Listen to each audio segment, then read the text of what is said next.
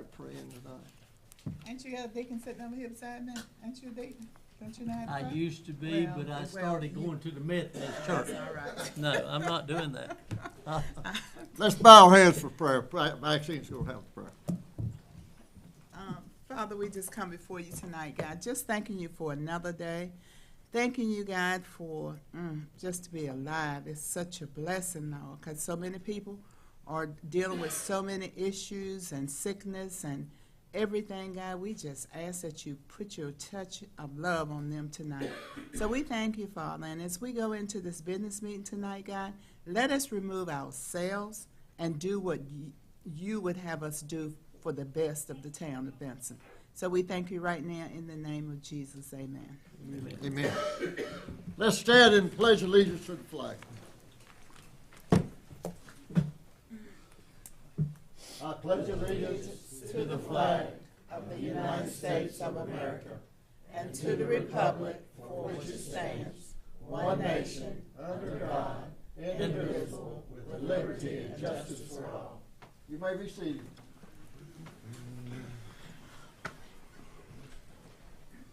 Thank you, Maxine. Oh, yeah.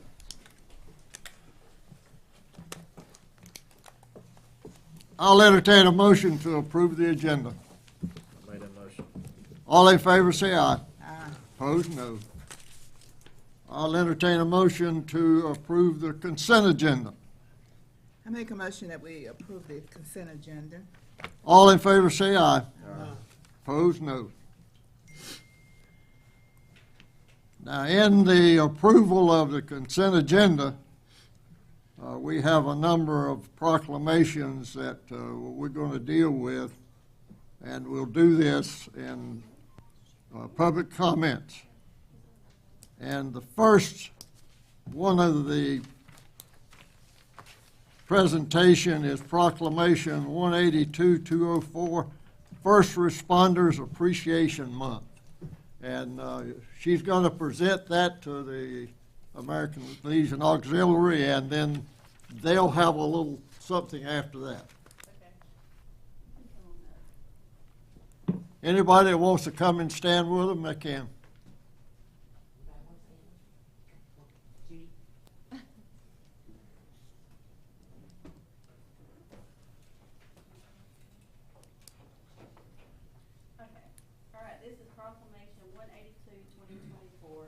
First Responders Appreciation Month 2024.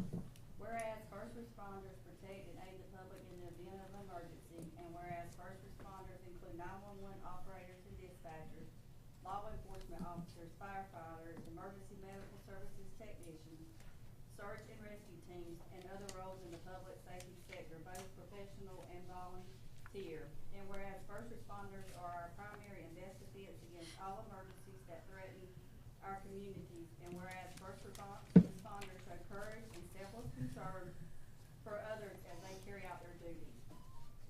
And whereas first responders risk their own safety to protect others, and whereas first responders are highly trained, specialized workers who contribute their excellent skills for the public good, many first responders provide this service voluntarily for no pay.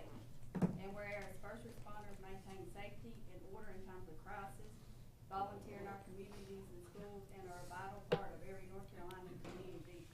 Now therefore, Jerry M. Medlin, Mayor of the Town of Benson, hereby proclaims September 2024 as First Responders Appreciation Month in Benson, and commend its observance to all citizens. Adopted this 10th day of September 2024, Jerry M. Medlin, Mayor, and A.G. Jordan, Town Clerk.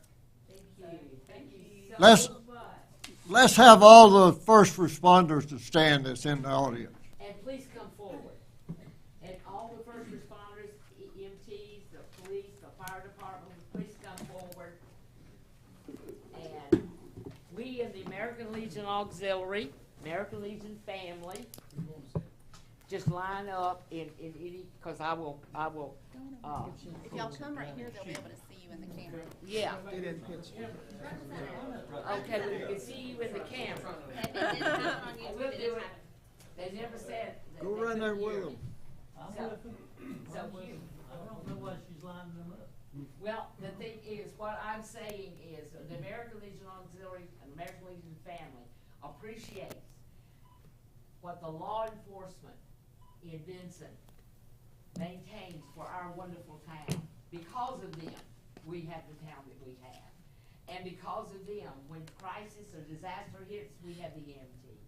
And the fire will be there, and the police will be there. So in that honor, and I've only got 3 minutes, so for the Benson Fire Department, I'm picking these up.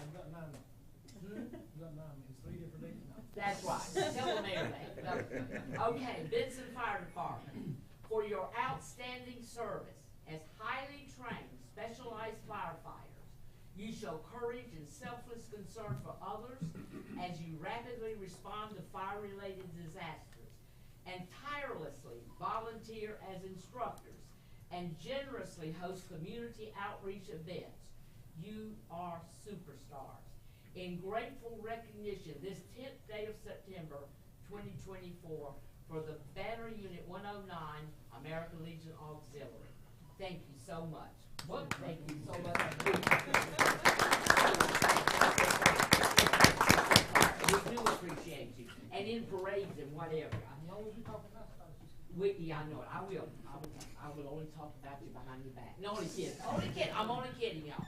Okay, for the Benson EMTs, for your selfless, life-saving efforts as emergency medical service technicians in our community, anytime, day or night, you quickly respond to medical emergencies and provide immediate first aid, life support, and other emergency care.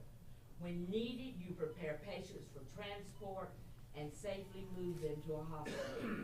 You are our guardian angels.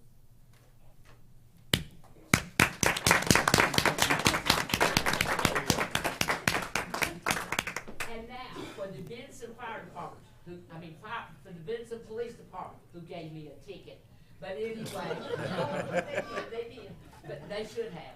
But anyway, Benson Police Department, for your service and protection in governing law and order in our community, always showing compassion and empathy while maintaining authority. In addition, you often take on the role of social worker, community organizer, mediator, and even medical care provider. You are our heroes.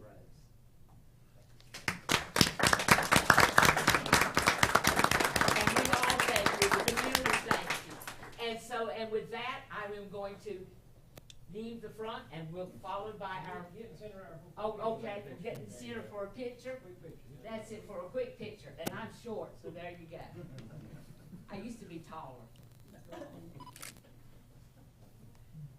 This way. And so now we're gonna leave, and everybody's gonna be happy because I did it fast, didn't I, Mr. Mayor? When you gonna wave the flag? Right now. So what we're gonna do now is, y'all, this is a big old thing, and it's National Wave Your Flag Day. And so Betty Jo is gonna cut, well, she's already here.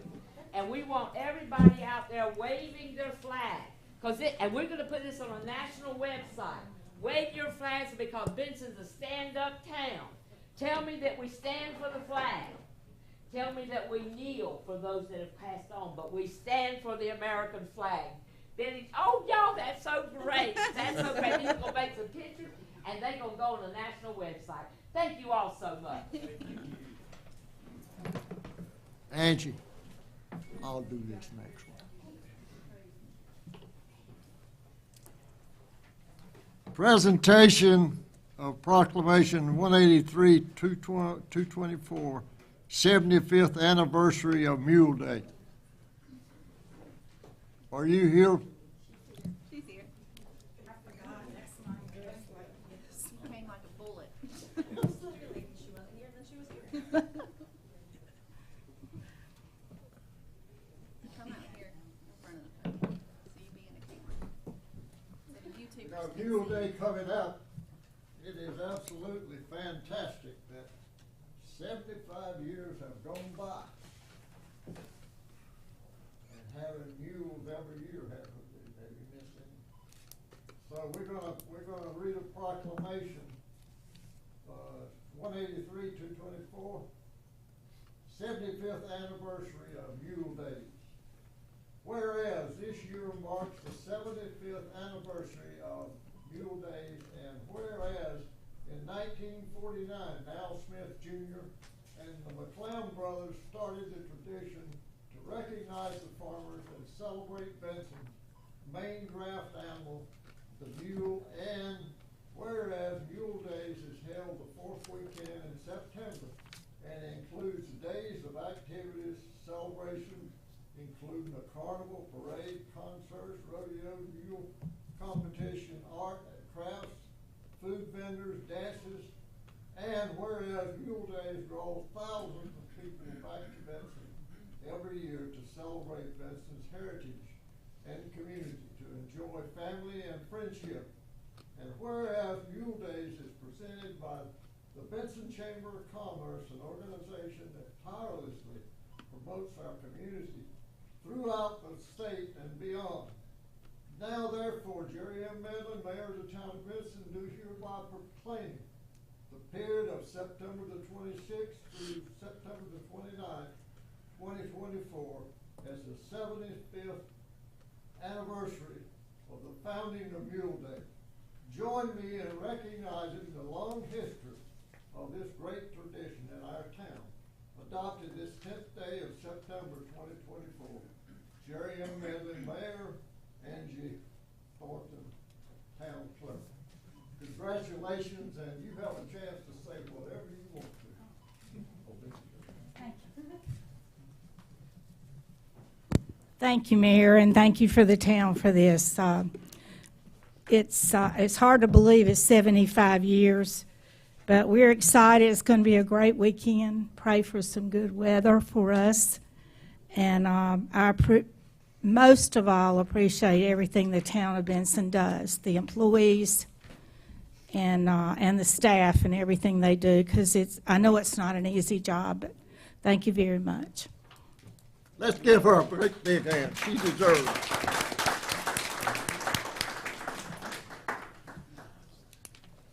Introduction of new hires, Kimberly.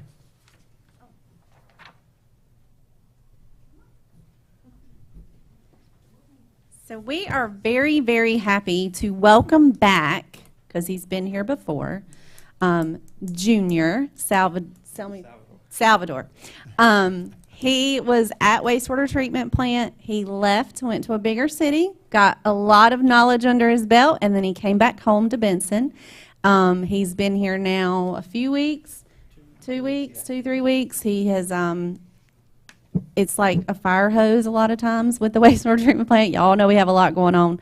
He's doing a great job. He is showing that knowledge that he learned in his little hiatus away from Benson, but we're very, very happy to have him back. So, Just want to say thank you for the opportunity, and I'm excited for the new growth and the direction this town is going to. We're glad to have you back, too. Let's give him a big hand. Thank you.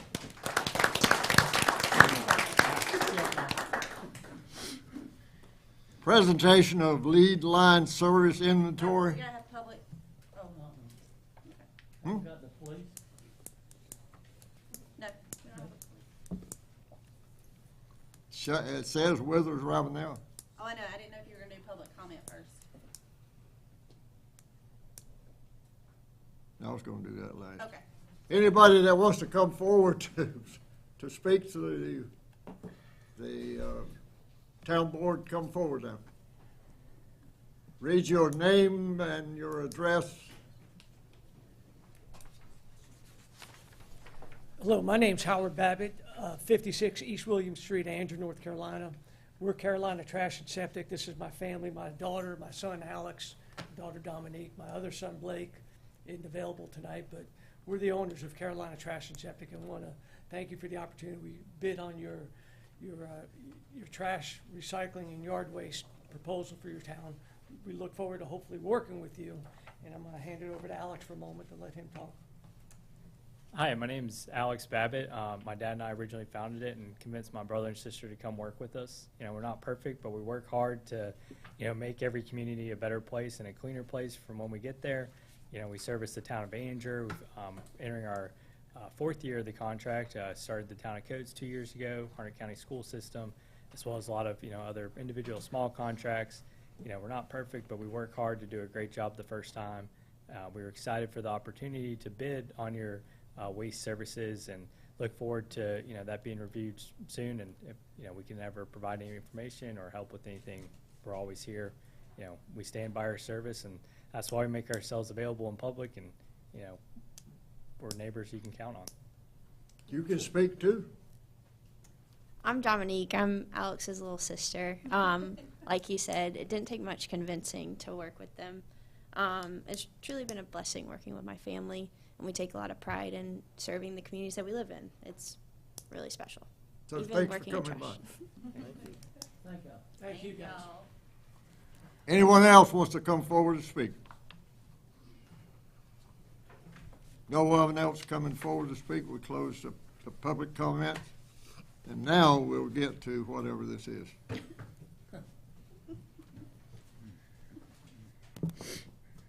You can come on up, Glenn. So we've talked about lead line service inventory a little bit. It's a new state mandated thing that's come down the pike this year. We've been working really hard with Withers Ravenel to determine where our lead line service lines are. And so he's just going to give you a brief overview of kind of what we've been doing and the point of what we're doing. Thank you, Kimberly. Mayor and Commissioners, great to see you all as always. Here tonight with, as Kimberly indicated, a brief update for you about some regulatory changes that have come along that are impacting the town right now.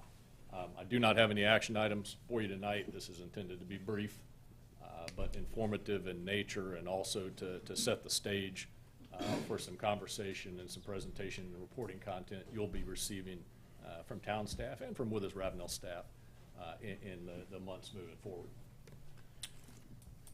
So just to give us a little bit of context or sort of orient ourselves at the beginning here, the lead copper rule was first drafted by the Environmental Protection Agency back in the early 1990s. It was part of the then Safe Drinking Water Act.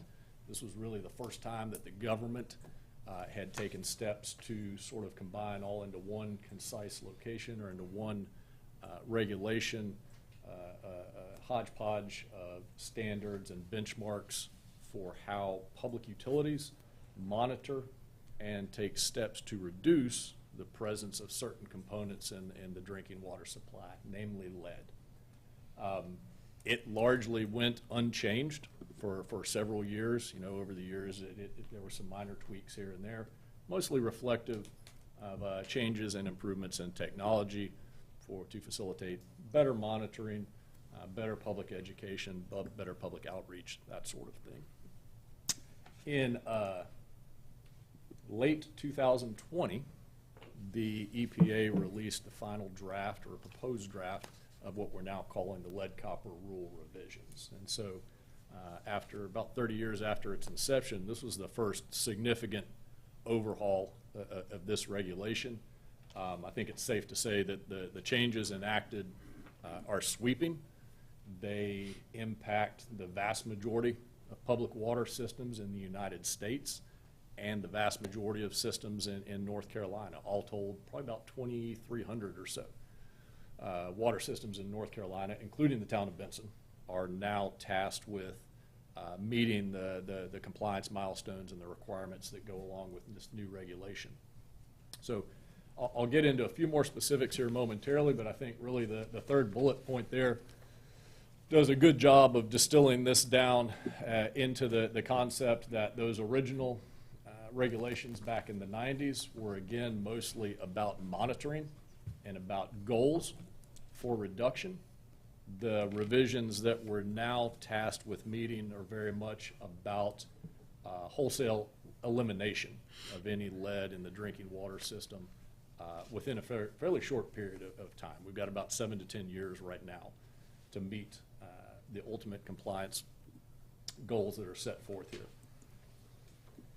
So just for reference, before we move forward into talking about some of the immediate milestones that you're going to hear more about, I want to clarify exactly what we mean when we say a service line. And so the service line is a physical connection between the town's utility customer, the town's water customer, and the town main. that's located out in the street or out in the public right-of-way. Lead or certain lead components in this service line is likely one of the single greatest contributors to lead in the public drinking water supply, and that's why the federal government is placing the focus they are on now, no longer just monitoring, no longer setting goals for reduction. They're again setting out to enact the wholesale elimination of these components from the public water supply. So there's a number of compliance milestones that we'll talk about here in the coming months, but the two that I want to focus on primarily this evening, or set the stage for future discussion on this evening, are completion of an initial system inventory. And so right now, town staff is actively working on meeting this milestone.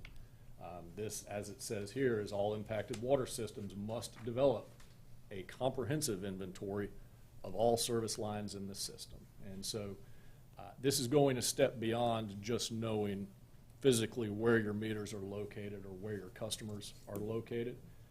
There's some additional data to be collected here, the short version of which we have to categorize every single connection in your system as one that we know is problematic and requires replacement, as one we know is fine as is, or those that we don't have a definitive answer for right now. They warrant further investigation in order for us to determine exactly what the current status of them is or what may need to be done in terms of replacement. The finished work product that will be generated by this is something similar to the graphic you see on the screen there, and this is what town staff are working on here.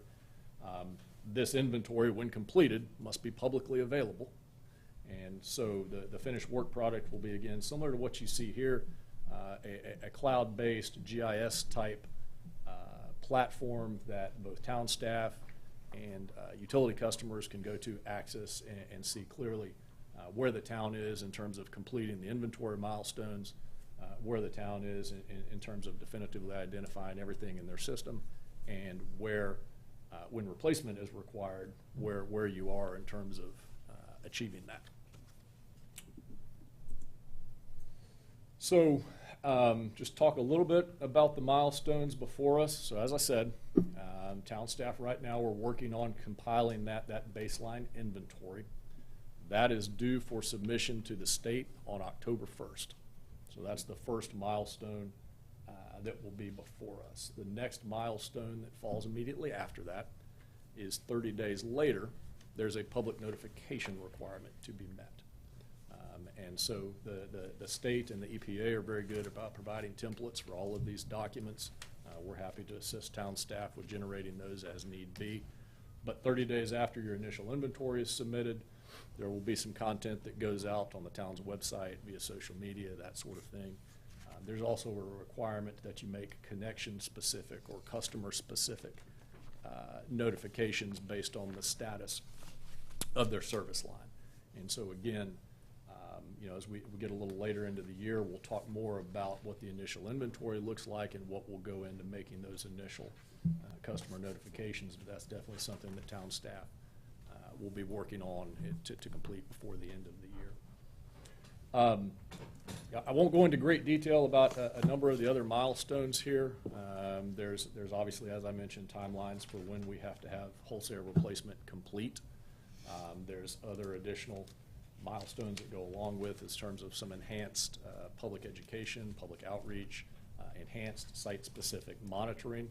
Those are a little further out, and so whether it's Ravenel staff or town staff, we'll definitely be back to talk about those as they come closer. I think the biggest takeaway from this is that this is very much a long duration effort. This will be measured over the span of several years. As I said, right now, the date for full compliance is in the 7 to 10 year range. And so this is something that we'll be talking about and working on for many years to come. This isn't something that will be complete quickly by any means.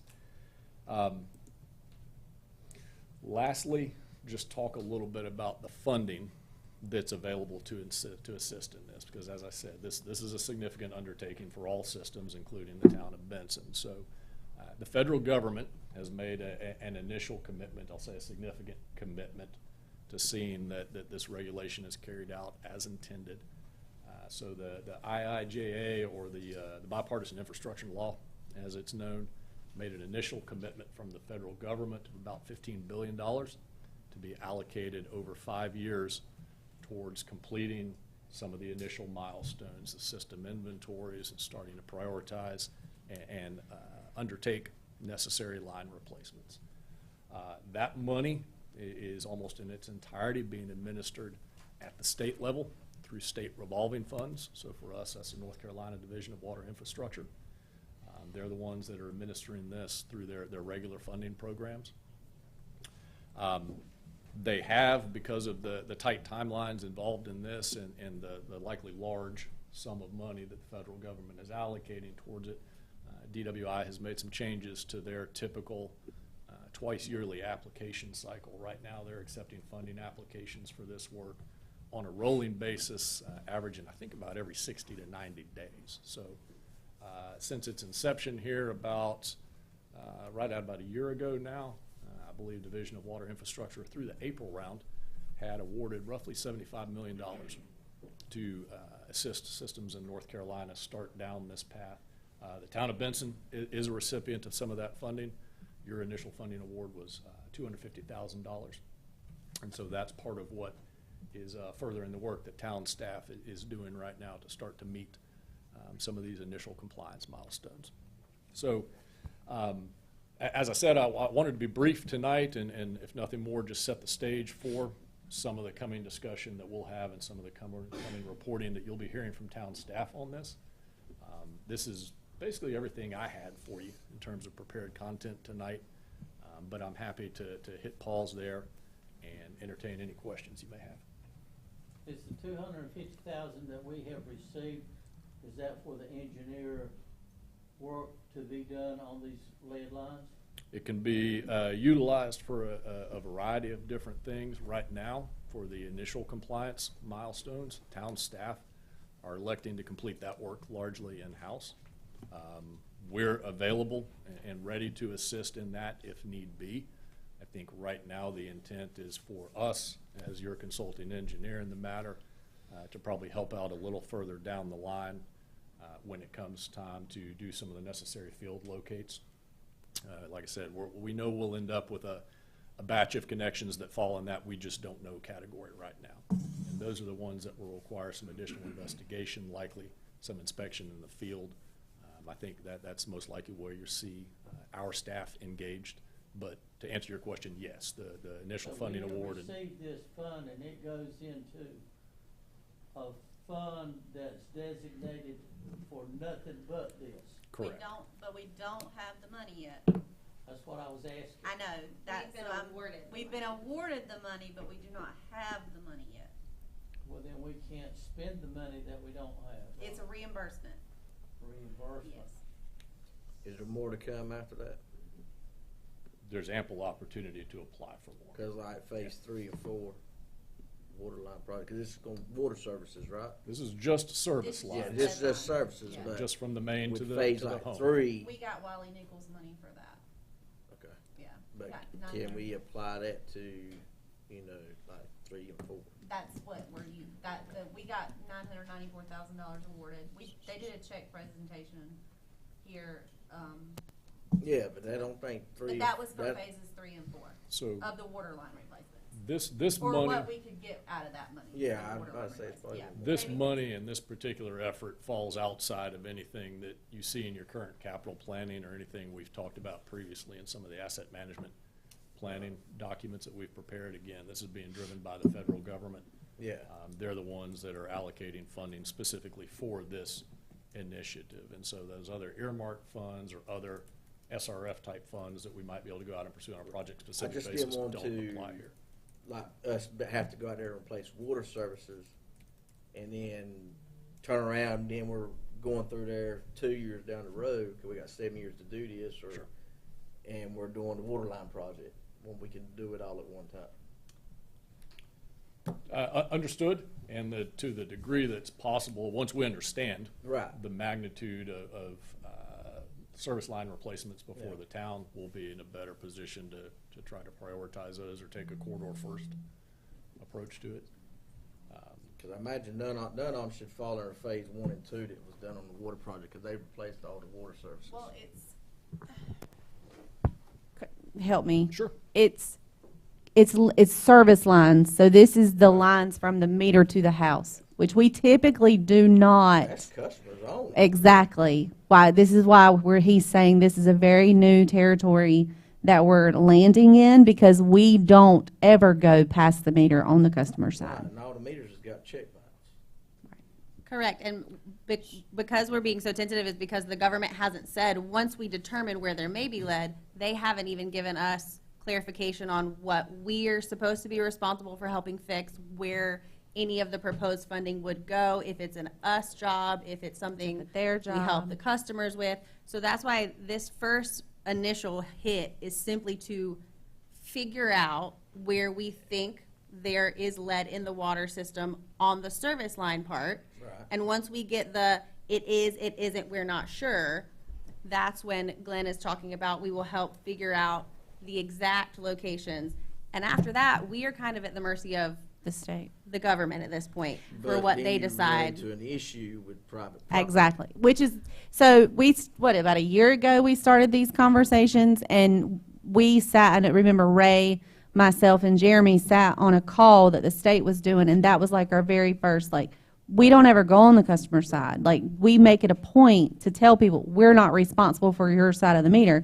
So it's very gray still. Is that, my guess is it's probably going to come down as some sort of CDBG, like, betterment type situation where we haven't done it. Well, y'all may have, but not since I've been here. But I did it in Selma, where we went and actually helped homes become more energy efficient, and we did it for homeowners that were maybe low income, and there was a point basis on it.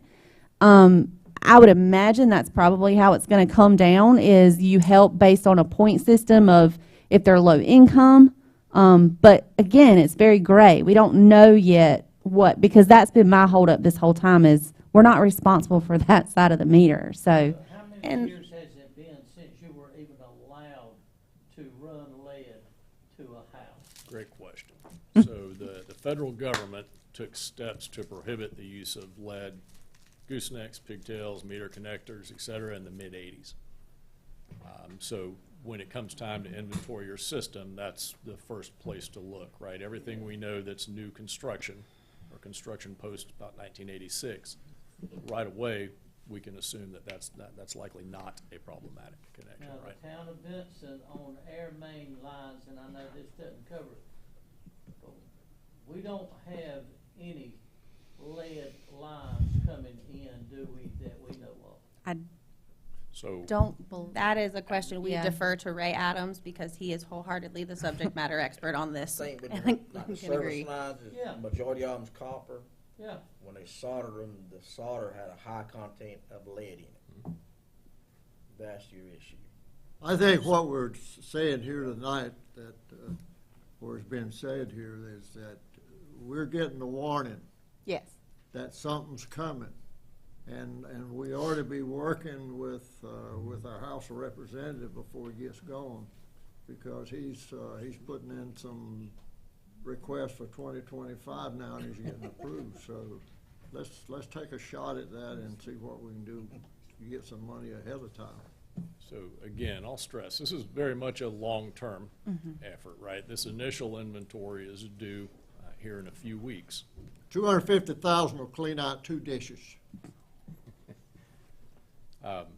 The final inventory, where we've definitively identified everything in the system and eliminated those unknowns, we have about 3 years to get that done. So once we get a little further down the road, you have a very clear picture of exactly what the capital need involved in this is and what the likely timeline to So get the work done is. it's still unclear though, as far as the government, what they're saying is how far we're gonna go. So past very that. much to Mrs. Pickett's point, very much a gray area at this point. The best information we have, and admittedly, you know, that some of this varies from system to system as to where public ownership ends and private ownership begins. The best guidance that's out there right now is that there will be funding available to replace any necessary components from the main to the building envelope. There's no funding available right now to do any work inside a home, so it's strictly the service line, the building envelope to the main. The guidance in terms of what is encompassed in that funding, easements, site access, site restoration, et cetera, that's all to be determined. So Okay, keep us informed on what's going on. Yes, sir, glad to. But you still understand that we don't wanna get in a pickle like we have had in the past and spend the money out of our budget and waiting on $250,000 to come in to replace it, because we can't do that. Understood. That's the only thing that I'm asking. So, understood. As I said, town staff have elected to undertake the lion's share of this initial work in-house. So that's being done right now. I'll defer to the city manager in terms of the specifics of your funding award, the grant loan breakdown. Yeah, we're gonna, well, last we discussed, we're probably gonna use the 16, the 250,000 is a grant, is a loan, so 0% interest loan. So we are probably gonna take it out of the 16 million that we got in the state appropriation. So we can go ahead and send that budget in now. I think Jay's already working on it, and submit that. So we may not even accept the loan, because it's a loan. Why would you, 250,000 is, we may not, but we're still talking about it internally. Okay. Yep. So, as always, thank you for your time. Please don't ever hesitate to reach out, shoot me an email, or give me a call if you have additional questions. Happy to talk about it. And like I said, I'll certainly be back in the future with town staff to report on this as we get a little deeper into the effort. Thanks a lot. Yes, sir. Thank you. Departmental reports. Anybody have any questions of the department heads that you saw in the reports?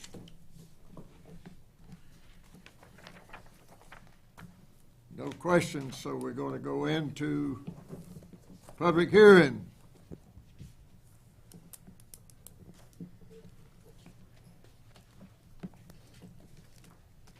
SUP 2024-02. Mr. Mayor, this is a quasi judicial hearing for a special use permit, and it will require sworn testimony. Yeah, so just real briefly, super brief on this one. Remember, this and it's just this first public hearing. This is the quasi judicial one where the board sits and acts like judges in a legal case. You're required to base your determination on material, competent, relevant evidence provided in the hearing. That's one of the reasons why the witnesses have to be sworn. Any parties withstanding have the opportunity to submit evidence and cross-examine witnesses. Before we get started on swearing folks in, I don't know if there's a ton of, we can get into standing after Mr. Embler makes his presentation, but we need to call for disclosures. So if there's bias, fixed opinion, any financial relationship or other close personal relationship with affected party, or any ex parte out of this hearing room communications with anyone involved by any member of the board, now would be the time to disclose that, determine if there's a recusal that's necessary. If not, then we can proceed on. Proceed.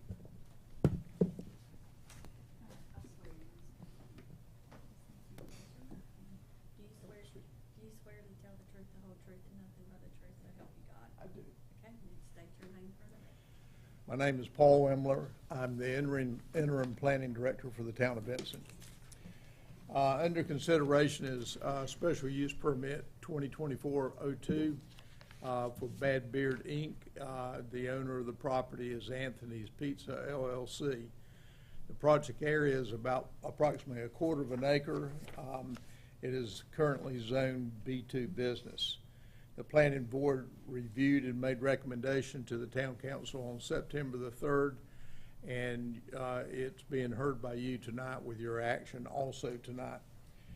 The adjacent properties are residential R6 and neighborhood B2 to the north. To the south is neighborhood business B2. Southeast is neighborhood business B2. To the east is neighborhood business B2 and highway business B3. And to the west it is residential 6. The request is to allow for a tattoo shop on property owned within the city limits of the town of Benson. The setbacks for the B2 zoning districts are given to you there in tabulated form directly from the UDO. The transportation and access to the property will be from South Wall Street. As far as comprehensive plan consistency, the comprehensive land use plan recommends high-density residential adjacent to the commercial. The comprehensive land use plan notes that the high-density residential uses are centrally located near the town's core. The request is inconsistent with the comprehensive land use plan. Physical characteristics. The neighborhood has commercial business adjacent to and across South Wall Street. The residential area to the west of the site is comprised of single-family homes. The property has one business in the building, a barbershop, and a vacant office. The request is for the end unit office or for the tattoo shop. A neighborhood meeting was held on July the 17th, 2024. The property owner conducted the neighborhood meeting. There were no attendees for the meeting. Staff's comments are the tattoo shops are permitted within the neighborhood business B2 district by a special use permit. Staff recommends approval of the condition that all work be done in accordance with the Town of Benson Unified Development Ordinance and meet the NC Building Code requirements. Although the request is not consistent with the Town of Benson Comprehensive Land Use Plan, the request is found to be consistent with the current commercial uses surrounding the property.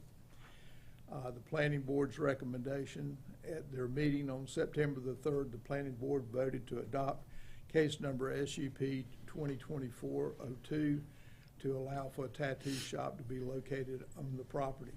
The approval was by 8-0 unanimous vote upon the property motion in second. Does the board have any? I still have just a little bit more, Mr. Mayor. Okay. The approval criteria, the Board of Commissioners shall consider the recommendation of the staff and the planning director and the planning board for the proposed request. No special use permit shall be approved unless all the findings of fact are satisfied. And those are provided for you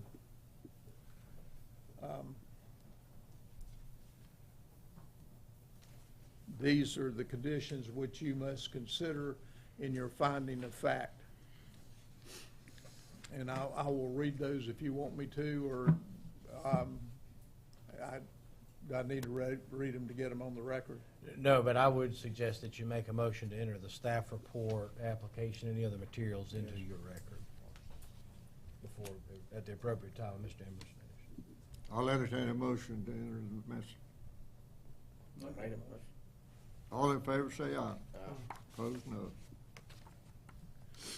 Okay, also shown up here is a motion to approve or deny request. The items in red, or if you recommend approval or denial, you must reference this in the preparation of your motion. With that being said, that is the end of my presentation, and I'll take any questions that you might have. Any questions from the board? Thanks. Okay, thank you. Everyone that comes to speak tonight will be required to be sworn, except the attorneys, if there's an attorney in. So I now will call the application testimony or the representative of the person that's applying.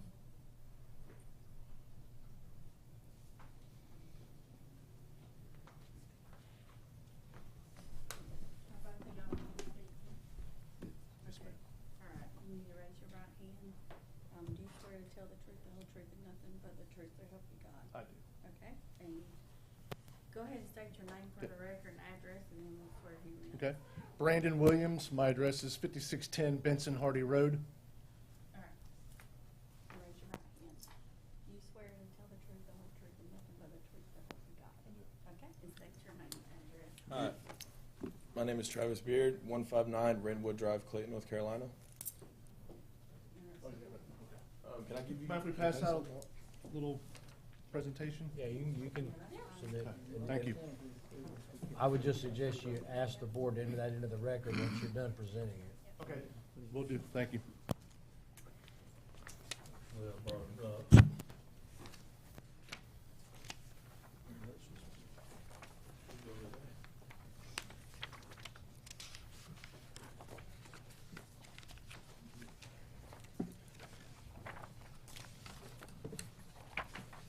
So good evening, Mr. Mayor and Board Commissioners.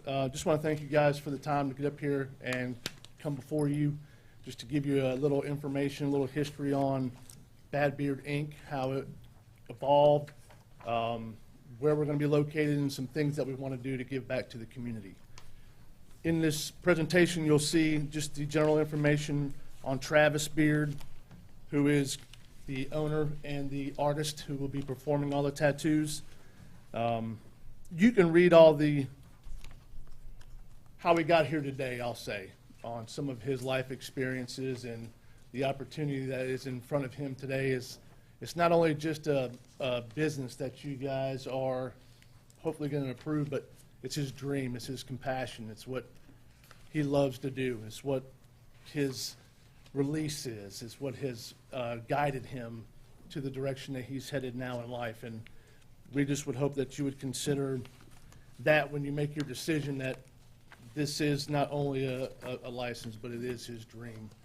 On the financial side, within a 20-mile radius of Benson, there's 10 tattoo parlors. A tattoo parlor can bring a town anywhere from $5,000 to $25,000 in revenue every year. And I would just hate to see Benson not be able to capture that revenue. We have taken into consideration the ordinances, doing just appointment only. That way there's not a lot of foot traffic coming up and down the road after our regular business hours. We've already started the measures to make sure we meet all the health department requirements, all the health department inspections, the town inspections. We'll adhere to all of that. The good thing is we're going to have an existing building that's in the public eye of Benson that's going to be upkept and upkept well. You're not going to see it fall apart like some of the adjacent property, I'll say. So it's a great opportunity for both the town and the business. We're going to sponsor youth baseball teams. We're already sponsoring the Miss West Johnston float in this year's Mule Days parade. So we are going to be giving back to the community, the veterans, first responders. We're going to do special events for them. Any town event, whether there's face painting or anything like that, we want to have the opportunity to be registered and be part of that. So it is a community that we are asking to be part of. And again, we're going to adhere to any and all inspections. The property is going to be well maintained. I don't know if you've noticed it recently, but there has been some upgrades already done to it, just from the physical, from the outside. So we just thank you for your consideration, and we ask that you please allow this man to fulfill his dream that he wants to do for the rest of his life, and come see us. That's all I have, Mr. Mayor. Commissioners, any questions? No questions from the commissioners now. So, are you going to speak? I was just going to answer any tattoo-related questions anybody had, if there was any. Okay. Thank you. Thank you. Anyone else wants to come to speak in favor?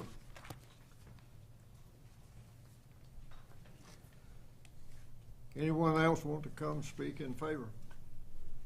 No one else coming forward. I ask if anyone wants to come and give opposition testimony. Anybody wants to come for opposition?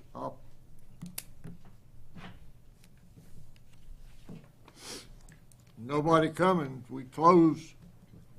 Now, you can ask Mr. Mayor. questions of the commissioners. I would just suggest, and I think we did this at the planning board, one of y'all that's the applicant, if you just would, there's no one that's come in opposition, and that's fine. There's no one that's really going to present anything contrary to your application or your approval of it. But if you can just go through and make a general statement that you're testifying that you satisfy the findings of fact, said I should be, well, they were set up, those 4 items. That just needs to get into the record so that the board has a foundation to approve your application if that's what they want to do once they deliberate. Yeah, and you do need to make, I would suggest, it's up to you, but I would strongly suggest you ask that the board make a motion to enter your submission into the official record so that that's a part of, Okay. that's a part of what they've So if done. I understand correctly, we're gonna, Bad Beard Inc. has met the material, endangered the public health, safety if located where proposed, and developed accordingly to the plans and submitted and approved. Bad Beard Inc. meets all required specifications and conforms to the standards and practice of sound land use planning and town code of ordinance or other applicable regulations. Bad Beard Inc. will not substantially injure the value or adjoining or abutting property and will not be detrimental to the use or development of adjacent properties or the neighborhood uses. Bad Beard Inc. will not adversely affect the adopted plans and policies of the town or violate the character of the existing standards for development of the adjacent properties. And And if I can have the presentation that was passed out submitted in for record, please? Right. I make a motion, we submit the presentation. I'll entertain a motion to put these I records make a in. motion that we put these records into the. He He made the did. motion. He did. Okay, all right. All in favor, say aye. Opposed, no. All right, it's in the record. Thank you. Appreciate it.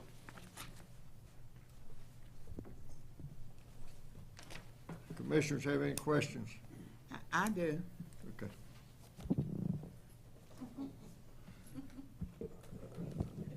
Young man, Yes, ma'am. I want to know, did you put them tattoos on you? No, ma'am. Over the years, I've worked at many tattoo shops, and coworkers and my bosses and stuff have done them all. So, Good, very good. But this is what I want to know. Where is the business located? so it's in the old Glenda's hot dogs building, or Oh, okay. it was a hot dogs Okay. and ice cream, and yeah. So that's what it was. I don't know how many years ago. Mm-hmm. So, I know. yeah. Okay, all right then. Absolutely. Thank you, that's All what right. I need to know. Anything else? Any other questions? If this is approved, does Ms. Maxine get a free tattoo? Absolutely. You don't have to worry me, honey. Absolutely. I want all that wrinkle stuff on me. Thank you. Just as long as that's not a reason why you approve. That would- Say not cringe when you say. We could do a temporary tattoo and just tell everyone it's real. Oh, okay. We'll work with it. All right. Is that everything? All right, findings of fact. I'll entertain a motion I make a to motion. approve that based on each one of these 4 requirements. You want to vote on the individual or Look, all there's together? no opposition. They've made a prima facie case that they satisfy all 4 of the criteria, the findings of fact. If you want to take them all as 4, I think that's appropriate. Okay. I make a motion that all 4 finding of facts have been met, and the Board of Commissioners make a motion to recommend approval of special request for a special use permit, SUP 2024-02 to allow a tattoo parlor within the city limits of the town of Benson. All in favor, say aye. Aye. Opposed, no. Ayes have it. 2024-02 approved.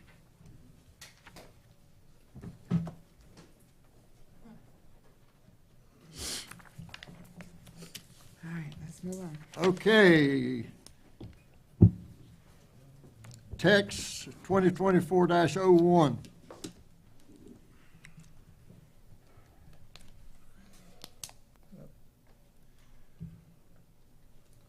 Open the public hearing. Well, I don't see it. I will just go ahead and give it straight off the staff report. This is an amendment to the Unified Development Ordinance. It's in regard to our work that we do jointly with Johnston County. They administer the stormwater management for the town of Smithfield. And, I mean, Benson, I'm sorry, 14 years of bad habit, it's still hanging with me. But anyway, we are adopting this as part of a joint effort with them to incorporate some new legislation that has come in there, as well as procedural issues that are not there now that we're trying to smooth over. So this is text amendment 2024-01. It went to the planning board on September the 3rd. It's to you tonight to take action on. The request is to amend the Town of Benson Unified Development Ordinance to amend general site development standards regarding stormwater. The purpose of the proposed amendment, the new section to the Town of Benson Unified Development Ordinance regarding stormwater. The new section will address regulations, agreements with Johnston County and requirements to obtain the stormwater permit, exceptions to the stormwater ordinance, and enforcement. The ordinance will be a new section in the Town of Benson Unified Development Ordinance by inserting section 156.407 stormwater ordinance to be included in the table of contents index. Staff recommendation is to adopt the section 156.407 titled Stormwater in the Town of Benson Unified Development Ordinance. The Planning Board's recommendation at their meeting on September 3rd, the Planning Board voted to adopt text amendment 2024-07, section 156.407, stormwater in the Town of Benson Unified Development Ordinance. The approval was by a 8-0 vote. And attached in your packet are the specifics of what will be in the ordinance. There's actually 3 pages of amendments that will be going in there. And so with that being said, I stand open for any questions that you might have.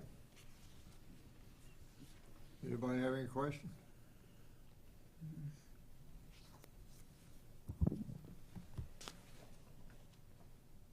Okay, well, thank you.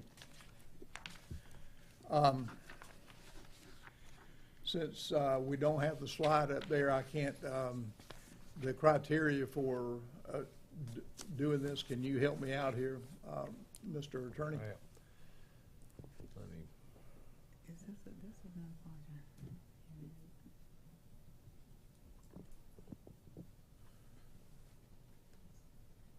I'm trying to find it in the board's packet.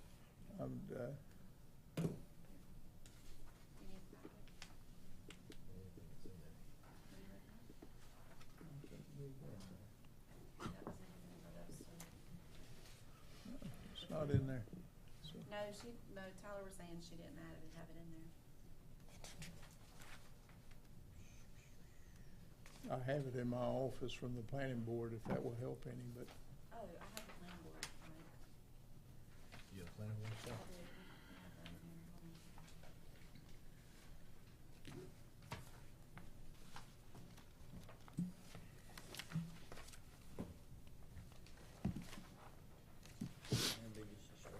Here's the planning board minutes. He's got him. I gave him to him.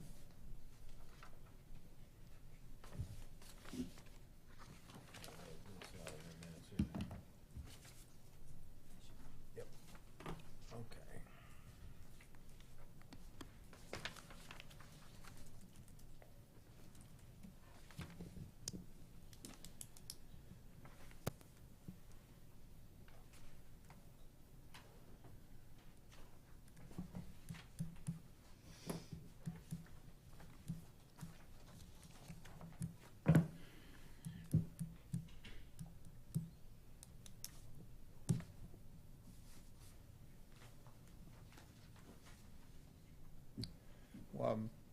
attorney's looking that up, I'll just give you a little bit of background. The state of North Carolina passed stormwater ordinance. They they enforce it, and the town had the option to either do their own ordinance or utilize the state and to enforce the stormwater ordinances, or we could have we contracted with Johnston County was the third choice that we had, and that's been an ongoing operation for a number of years now. And so I think Mr. Parker finally is there. All right. This is from Chapter 156, 703, text amendment, approval criteria, and evaluate any proposed amendment of the text of this chapter, that being the UDO, the planning board, and the town board of commissioners shall consider the following. Excuse me. The extent to which the proposed text amendment is consistent with the remainder of the chapter, including specifically any purpose and intent statements. The extent to which the proposed text amendment represents a new idea not considered in the existing chapter or represents a revision necessitated by changing circumstances over time. Whether or not the proposed text amendment corrects an error in the chapter, and whether or not the proposed text amendment revises the chapter to comply with state or federal laws or case law.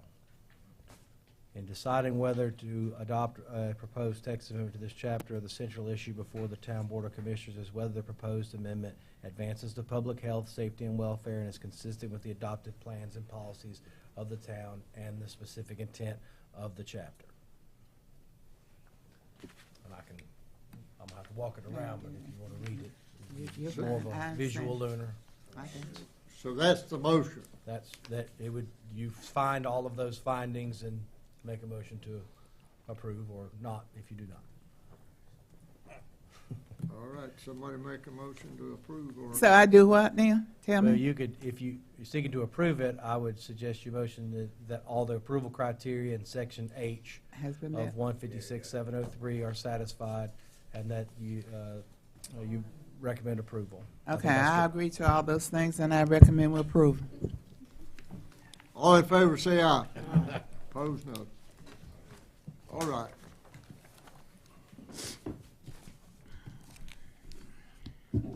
RZ 2024-07.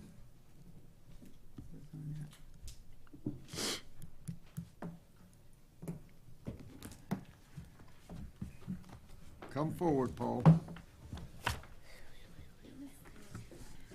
Okay, now we're on the right slide. Okay, this is a request for a rezoning. It's a legislative decision, and this is for RZ 2024-07, John Michael Lee, and the owner of the property is Harvest Silver LLC. The project area is about 0.18 acres.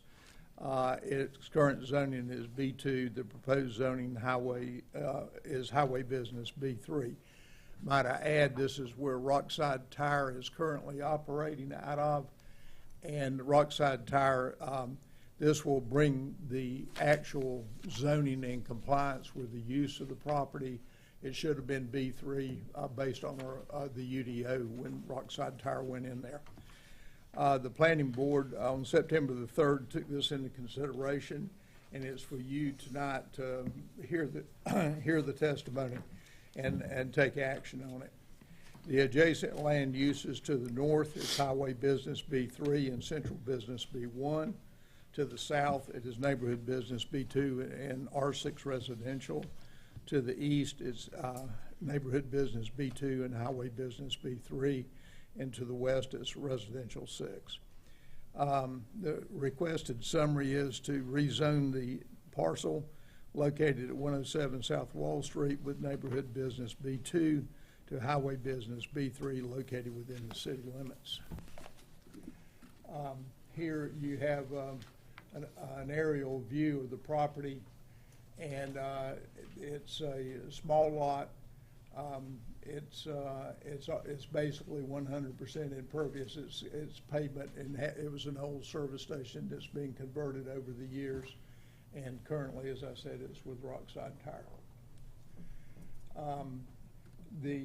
To the left, on the left side of this slide, shows the current zoning.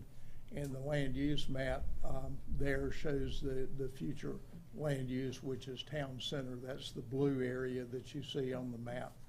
And so it's just in the very corner of the town center land use plan.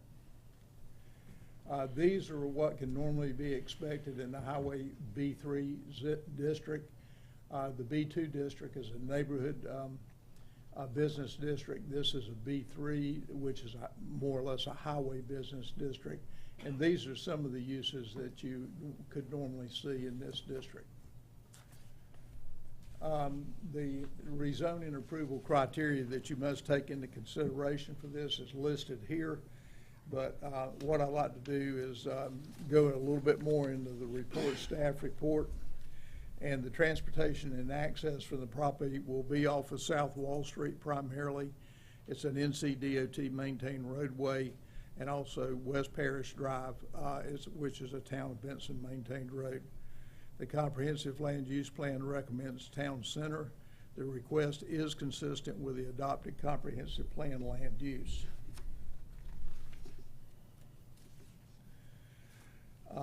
The physical characteristics are: the property is located as 107 South Wall Street within the town limits, presently zoned neighborhood B2, with adjacent properties either zoned highway business B3 or neighborhood business B2.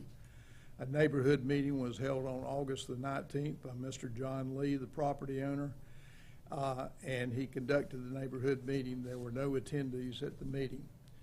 Staff recommends the request is for highway business zoning, as the property and adjacent properties are zoned highway and neighborhood business. The property is operating as a sales and installation for tires, which requires a B3 zoning. The request to rezone from neighborhood business B2 to highway B3 is consistent with the Town of Benson's comprehensive plan. The Town of Benson's comprehensive plan land use recommends town center use, encourages a vibrant mixture of uses that encourage unique and memorial experiences in the Benson downtown. The highway business B3 will allow for the surrounding zoning and existing uses of the property. And staff's evaluation, the summary is there for you. I'll just jump to unless you want me to read those, because I'm losing my voice. But I go to the statement of consistency. Prior to adopting or rejecting any zoning amendment, the town board shall adopt a statement describing whether the action is consistent with the adopted comprehensive plan and explaining. Thank you. Explaining why the board considers the action to be taken reasonable and in the public interest. The Board of Commissioners shall advise and comment on whether the proposed amendment is consistent with the comprehensive plan that has been adopted and any other officially adopted plan that is acceptable. I apologize, but there's something in this room that makes me lose my voice. The Board of Commissioners shall provide a written recommendation to the governing board that the Board of Commissioners shall provide a written recommendation. It should be reading the planning board shall provide a written recommendation to the governing board to address plan consistency and other matters to be deemed by the Board of Commissioners, but by a comment by the Board of Commissioners that a proposed amendment is inconsistent with the comprehensive plan shall not preclude consideration as approval of the proposed amendment by the governing board. The planning board's recommendation on September the 3rd, the planning board voted to recommend approval of RZ 2024-07 for 107 Wall Street from neighborhood business B2 to highway business B3. The approval was by way of an 8-0 unanimous vote. Again, these are the rezoning approval criteria that has to be met. And with that being said, the staff recommends this request would not have an unreasonable impact on the surrounding community based on the surrounding uses of this property and the adjacent zoning. The request is consistent with the Town of Benson's comprehensive land use plan. Staff recommends that this rezoning request be approved as proposed by the applicant. Again, these are your approval criteria And then a statement of consistency, you must take into consideration and make a statement of consistency prior to adopting a recommendation and a motion. So with that being said, I stand open for any questions. So we could make a motion of statement of consistency and recommendation. Is somebody gonna read that? Huh? Yeah, if you I turn would it if I back. could see, he just read it. Where'd it go? What? No, it's on the next page. Okay, I'm ready to make a motion with Mayor. There it is. Excuse me, I'm sorry, I was. That's all right. All right, so I can't see it that well either, but I make a motion. You may read it. Please do. It's in the It's packet. in packet, Oh, page is it? 6 of your Okay. packet. Honey, because I've got to get some glasses or something. All right, thank you, sweetie. All right, the Board of Commissioner finds and determines that case number RZ 2024-07 is consistent with the goals, objectives, and policies of the town of Benson's comprehensive land use plan. The request is reasonable in keeping with the surrounding property, zoning, and existing use. The findings of the request are reasonable and in the public interest. Hereby recommends approval. So, is that it? That's it?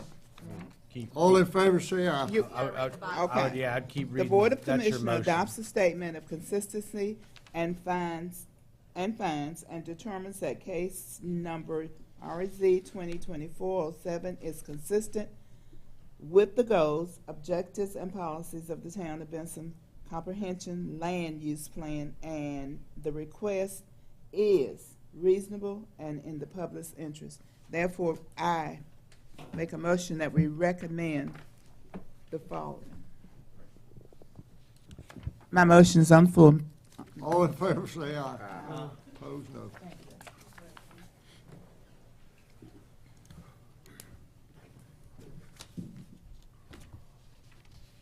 RZ 2024-08.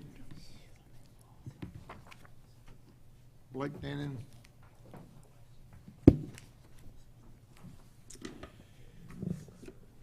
Well, Mr. Dartborough, was there, I was following along, and I apologize if I didn't bring it up.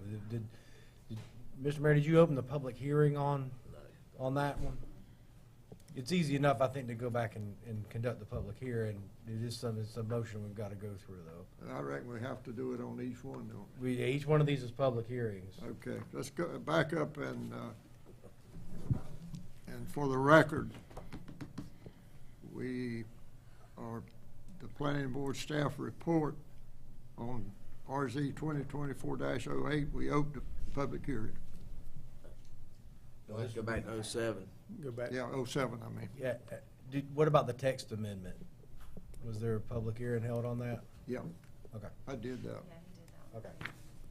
So just that last one, ask if anybody in favor or not, and then Ms. Holly, Commissioner Holly, just, I ditto the same motion and maybe go through it again. I don't know if that's really I'm gonna necessary. do that.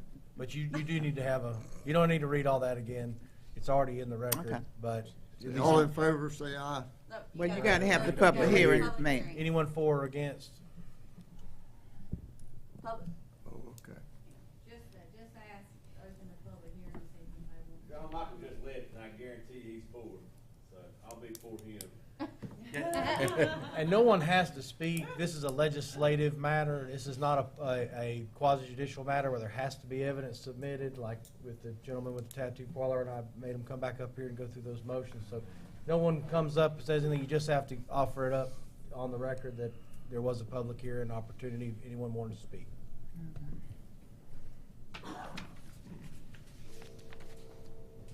Mayor. Mayor. Yeah. We're waiting for you. Anybody for it, or anybody? Yeah, I'm gonna do that, but I wanna make sure we got the right one.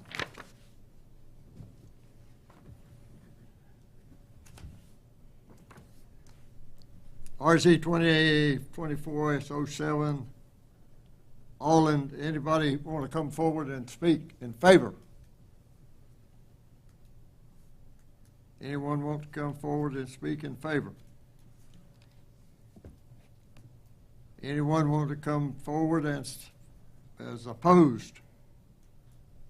Anyone want to come forward as opposed?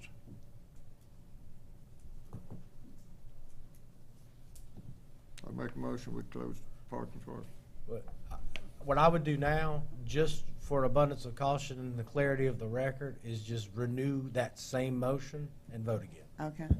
And I do just that. I renew the motion that was made to approve. Now I make a motion that we approve it. Okay, all those in favor? All in favor, say aye. Aye. Opposed, no.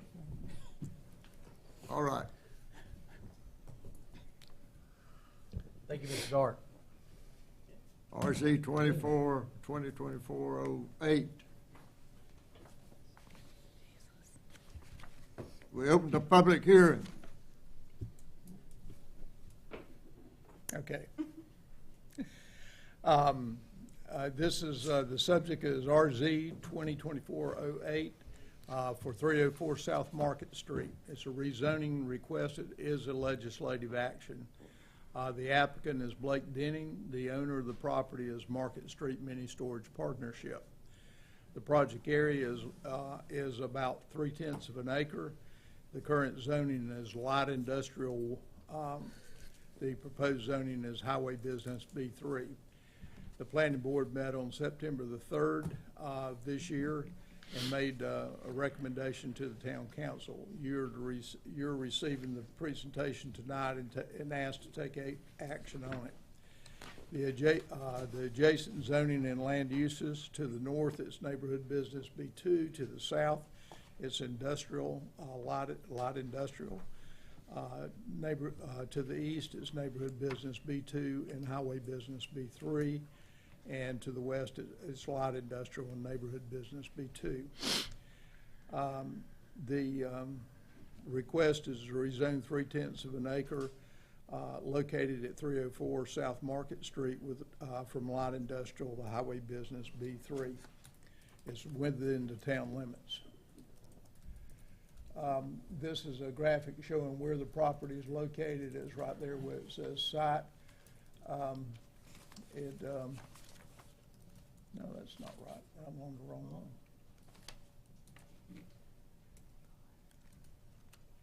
Well, maybe it is the right one. But that one's not. That's it? Okay, excuse me. I'm sorry, I was looking at the building adjacent to it. Okay, we've already gone through those slides. The next one on the left is the current zoning map, as you can see, which I verbally described that. And on the right-hand side of the page, it's in that downtown business core. These are, again, some of the uses that are allowed in the UDO in the business B2 district. You also have a copy of that in your packet.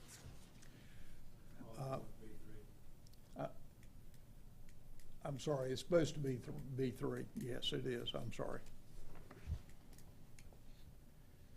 Yep, it's B3. It didn't get changed on that document, but it is supposed to be normal uses experience in a B3 district. Transportation access will be from South Market Street. It's a maintained road, DOT maintained road, and also East Harnett Street, which is a town of Benson maintained road. I'd like you to note that we did have DOT come into the planning department a few weeks ago, actually a couple of months ago now, and they informed us that Harnett Street may well be a DOT road, and this all came in concurrence with that billboard sign that's down there on Interstate 95 at the far end of Harnett Street. And DOT actually has plans that Harnett Street was their street dating back into the 50s, and somehow or the other it's not. We're going to check it and make sure that it's in the PAL bill maps, because we're due money if we're maintaining it. If DOT's maintaining it, then they need to continue with the process, but that's still being worked out. We haven't got that worked out yet. The comprehensive land use plan recommends town center to be in this zoning district, and the request is consistent with the adopted comprehensive plan. The physical characteristics, the planned property is located at 304 South Market Street and is zoned light industrial. A neighborhood meeting was conducted on August the 19th, 2024 by Mr. Denning. Conducted the meeting. There were no attendants at the meeting. The staff recommendation, the request is for highway business zoning B3 as the property and adjacent properties are zoned industrial I1 and neighborhood B2. The property is currently vacant. The request to rezone from light industrial to highway B3 is consistent with the Town of Benson Comprehensive Plan, and the Town of Benson's Comprehensive Land Use Plan recommends town center use, which encourages a mixture of uses that encourage unique and memorial experiences in the area. The staff's evaluation was that there was the impact to the adjacent property owners and the surrounding community is reasonable, and the benefits of the rezoning outweigh any potential inconvenience or harm to the community. The staff agrees that the proposal does enhance or maintain the public health, safety, and welfare and general welfare. And the staff does not agree that the request is for small-scale rezoning and should be evaluated for reasonableness. My opinion, this doesn't apply to small-scale rezoning, so that's the reason why that's not there. The statement of consistency is prior to adopting or rejecting any zoning amendment. The governing board shall adopt a statement describing whether its action is consistent with an adopted comprehensive plan and explaining why the board considers the action to be reasonable and in the public interest. The Board of Commissioners shall advise and comment on whether the proposed amendment is consistent with any comprehensive plan that has been adopted and any other officially adopted plan that is applicable. The Board of Commissioners shall provide a written recommendation to the governing board that addresses plan consistency and other matters as deemed appropriate by the Board of Commissioners, but a comment by the Board of Commissioners that his proposed amendment is inconsistent with the comprehensive plan shall not preclude consideration of approval for the proposed amendment by the governing board. At their meeting on September 3rd, the Planning Board voted to recommend approval of rezoning from light industrial to highway business B3. The approval vote was 8-0 unanimous vote. Staff's recommendation is that the request would not have an unreasonable impact on the surrounding community based on the surrounding uses of the property and adjacent zoning. The request is consistent with the Town of Benson Comprehensive Plan. Staff recommends that this rezoning request be approved as proposed by the applicant. You have approval criteria which are very the same as they were for the last there, that you take those into consideration, and then there's a statement of consistency and recommendation, which is very similar to the last one that you action you just took. So with that being said, that's the end of the presentation. I stand open for any questions. Anybody have any questions of Paul? This is right beside the Felicia School there. Don Dennon's property, plan on doing basically the same thing there. The representative, the applicant is here. I'll let him answer that question more fully than I can right now. So. Okay, and he's coming up. He's coming up. Wouldn't that be in favor? So the intention is to build a pre-engineered metal building. Blake Denning, P.O. Box 338, Benson, North Carolina. The intention is to build a pre-engineered metal building very similar to where Don's office currently is and the sign shop is, with a brick facade, very, very similar to it. It's going to be slightly smaller, but the same design. The sign shop is intended to be relocated there. So his shop will be located there? Somebody's shop. His sign shop is intended Yeah. to be relocated there, yes, sir. I have no idea what's gonna happen with his new shop. I just got hired to build a new one. Okay. So you purchased the property for John? I did not purchase the property, no, sir. Okay. Don's purchased it and owned it, as far as I know, since whatever dealings it's come from. He has. I know he ran into some problems a couple of years ago. He wanted to put storage building.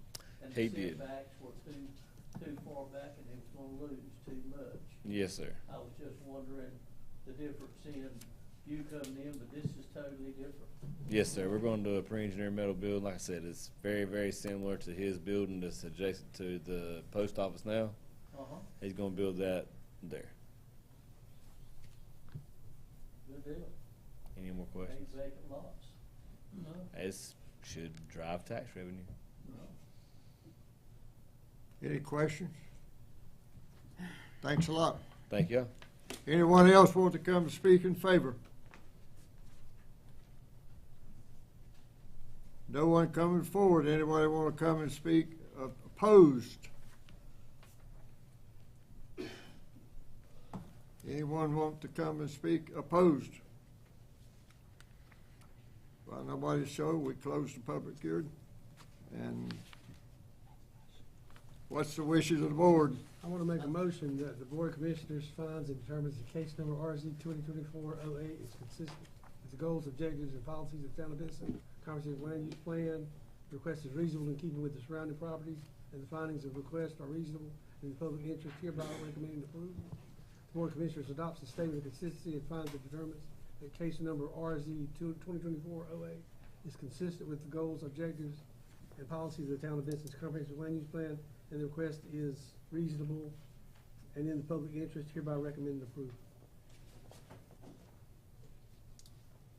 All in approval, everybody say aye. Aye. Anybody opposed? Ayes have it. 2024-08 is approved.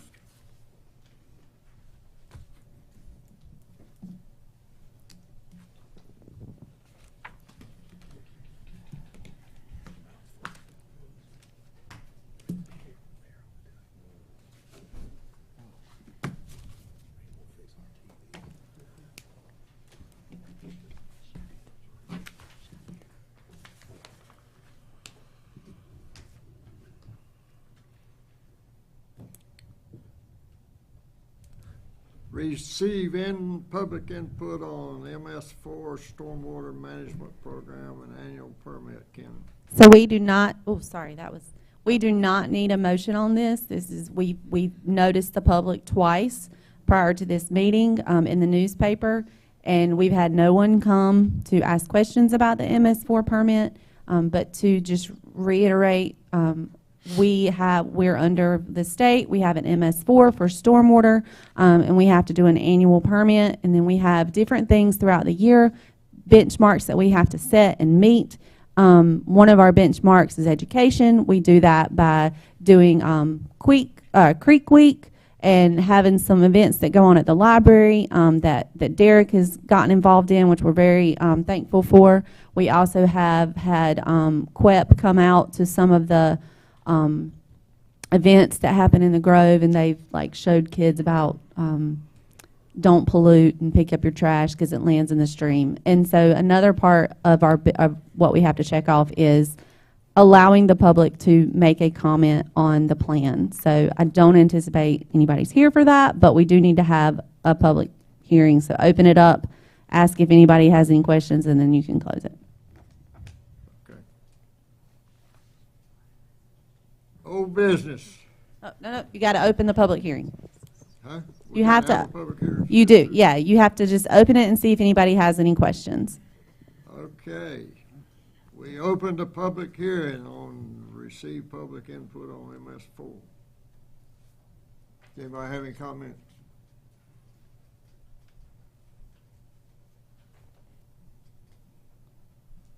Make a motion, we close the public hearing. Okay.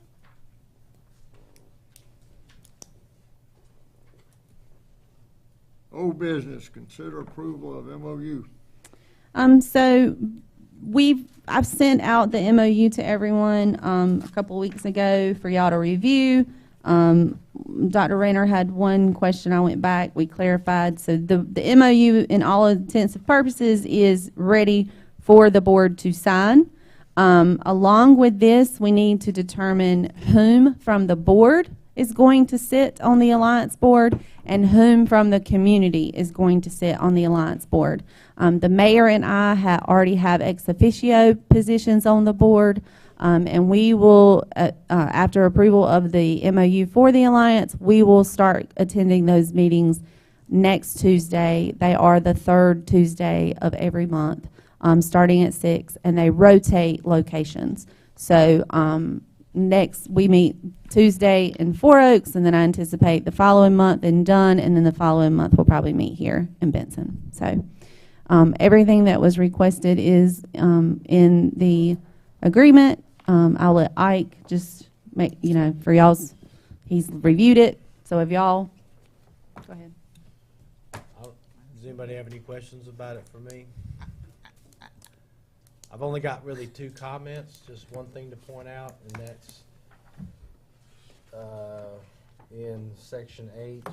It basically creates an obligation to refer businesses defined as eligible targets to the Alliance.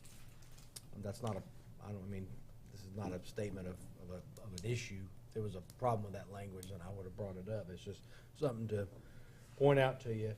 It's also the Harnett County and Johnston County both appoint members, but they're not a party to the MOU. I think that's a little odd, but I guess I get it, and it's not necessarily improper that there's situations where some state agency or something may have a ability to appoint members to a board, or some other government entity has an ability to appoint members to some kind of a local board, and they're not a party to the and don't sign off on the foundational document of that entity. So I don't think it's a problem. It's the only 2 things in my review I could really look at and make comment about. And I'll answer any questions best I can about the document. Anybody has any? When do we find out who's sitting on the board right now? I'm not talking about off-air board, or the 2 parties that we can attach to their board. You mean not who? Like who currently sits on the board? Who's sitting on the board and who's coming on their board? I know we've, hold on, I don't have that notebook with me where we had all those meetings, but I know that was discussed in the meetings. I will look up see if they have a website. But you have 4 members from 4 Oaks and 4 members from Dunn. I know one's Harold King. One is White Swan. What's his name? Linwood Parker. Hold on. I can't talk. Other than the 4 there and the 4 in Dunn, who else is sitting on that board? Johnston County. There'd be one. My understanding is there's going to be 1 member from Johnston County. We don't know who that is yet. I believe it's going to be John Wood. That was the last. Is it not him? That was the last I heard. John Wood denied. Okay. I thought it was going to be John too. I thought it was going to be Butch. No, Butch is the. Do you have it? Butch Robert. I don't know if it's on there, but I thought it's something I read that said it was going to be Butch. I can text him and find out. Well, it seems like this is a little after the fact anyway. Yeah, I know he told everybody who was sitting on the board when all of y'all met a couple months ago. I don't have that notebook because I didn't know that question was going to get thrown. But hold on.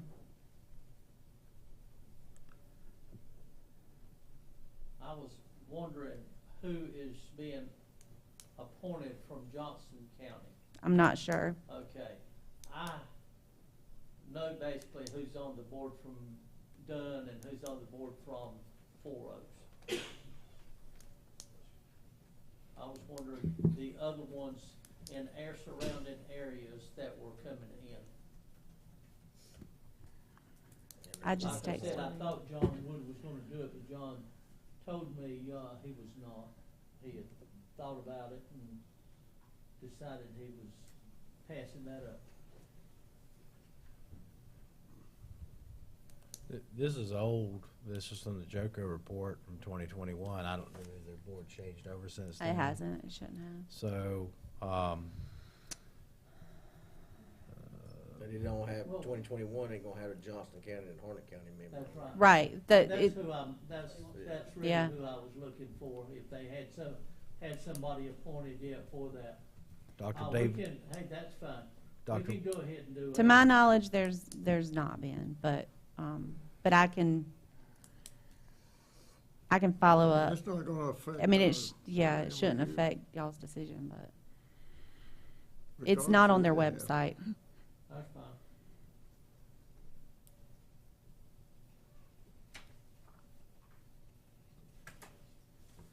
I entertain a motion to approve the MOU. We gotta have some names on it. Well, you need to approve this, and then you need to tell me who's going, yeah, and then I think y'all do it in two separate. Okay. Yeah. I make that motion that we approve this. All in favor, say aye. MOU. All right, everybody in favor, raise your right hand. It's already done.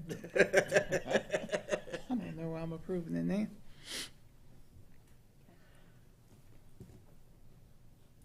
Three, four, 3-1. 3-1. Okay, and then I think general consensus is that everybody wanted Dr. Rayner to sit as a board member. I don't, if anybody, y'all, that's up to y'all to discuss, but that was the general consensus that I got, so. Fine with that, I'll vote on that. Yeah. I'm ready to move on too. Somebody I make a motion to I make a motion that we nominate Dr. Rayner for the board. All in favor, say aye. Aye. Opposed, no. All right, and then I had two people's names come up from the community. I was able to talk to Paul Boucher, and he said he would be fine to serve. I contacted Brian yesterday and today, but have not heard back from him. But we do know that Paul would be willing to. So y'all can have that conversation. I can continue to try to get in touch with Brian, and then Brian Parker, sorry. I assumed it was. I would really like for you to, because it basically sounds like a majority white board. I would love for us to have one minority on the board. Do you have a with Dr. Rayner. recommendation? No, I don't right now, but I Okay. can find you one. Okay. What was the, She would like to find a minority to sit as a community member on the board. oh, okay. All right, so Max is in. Yeah, he's already, we are. Yeah, that's voted. Already voted him. Okay, so if you can What send me a about, name. The outside representative. Well, that's what Ms. Commissioner Hawley just said. She would like the opportunity to give a minority name as well to see if they'd be willing to sit. So my guess is we'll table this to the next meeting. I don't know if he, I'll ask. Excuse me. Okay. I'm sorry. Do you want to table that portion of it to the next Please, meeting then? yes, I would like to. Well, we'd love to get that done before the meeting next week. Well, then you'd Oh, have it's to have a next week? special called meeting.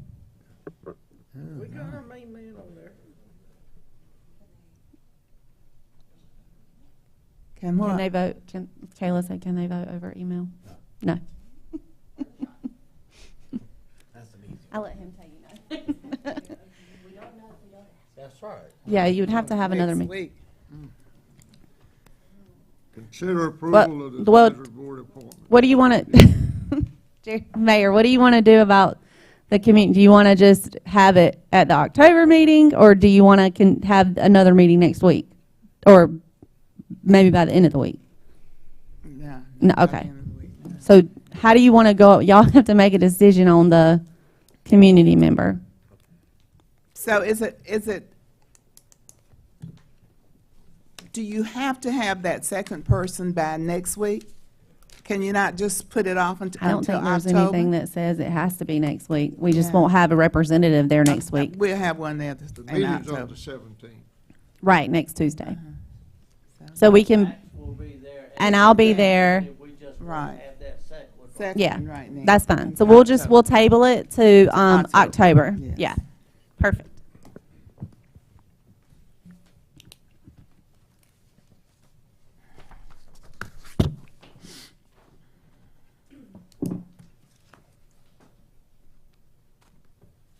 Consider the approval of the advisory board appointment. Okay, we have two applications, Sydney MacArthur and Tanya MacArthur. I just need a board approval because there's vacant seats, so they one would fill the at-large and one would fill the district three. I make a motion to approve Sydney and Tony MacArthur fill the vacant board seats for police.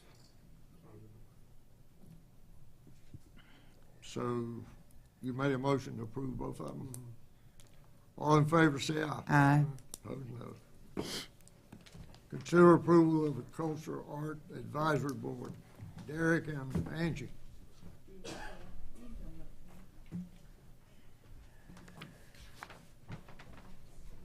Okay, that'll work. All right, so this goes back, oh goodness, this has been a while back that it was brought up about combining both the library and the museum board into one board so that we have basically fewer meetings, but maybe more productive meetings, because museum board, I cannot tell you the last time they actually had quorum, just because it's a 15-member board, and it has been a very long time since it's been full, and we've had quorum. So the idea was floated, and so tonight I'm going to just pitch a proposal and see what you guys think. Basically, by combining the two boards, it would become the Cultural Arts Advisory Board. We're recommending 7 board members, which is actually more than, is that what I've got on library board now? Or if I got 5? I think I've got 5. So I think this would be kind of in between the library board number and the museum board number. We are recommending that there still be a residency requirement for the majority of the seats, just because the taxpayers' dollars do fund our operation. Then the responsibilities, basically, they're going to provide feedback just like my board has been doing. Instead of doing it for both boards, it would just be with the one board. In addition, brainstorming, planning new ideas and events, giving feedback, and then also helping plan and volunteer at our special events like our Black History Month celebration. That's really where they would come in and really basically walk alongside me during that process. Then also the last thing would be provide guidance when a book, program, or display challenge arises, and then kind of offer feedback during that process as well. We are proposing quarterly meetings, minimum quarterly meetings, and then other meetings as needed as events and stuff are planned. So, have I forgot anything? No, I've got a resolution, and if y'all are in agreement to, we can bring it back next month for you just to vote on the resolution. It would be 7 members. 4 of the members would either have to be within the corporate limits or in the ETJ. The other 3 members that we're suggesting, as long as they are in Johnson County, because the library doesn't just do right here in Benson, they do all over the county. There would be 1 ex officio. There would be just like a board of commissioners, just like the other advisory boards. Like Derek said, they would meet quarterly, a minimum of quarterly. So we just need to, so pretty much tonight, we just need to know that you're pretty much good with it. We'll bring the resolution back at the October meeting to get it approved. And then we would have to amend the ordinances, right? Yeah, because we'll have to repeal, you're going to get rid of the library and the museum board. So, okay, I looked it up. It looks like library's 7, and according to the ordinance, museum's 15. Yeah, but those boards will be no longer well, it'll be one new board, cultural arts. And you think seven on the cultural arts, board is plenty? You Yes. think y'all can do everything? I do. I don't see anything wrong with it, the way boards are going now. Alright. I've got a 2 million, they don't have quorum. If you've got 7 people that are gonna show, 5 of them, that's plenty. I'm ready. My You ready for the opinion. motion? I make a motion that we approve. Your recommendation to combine the two?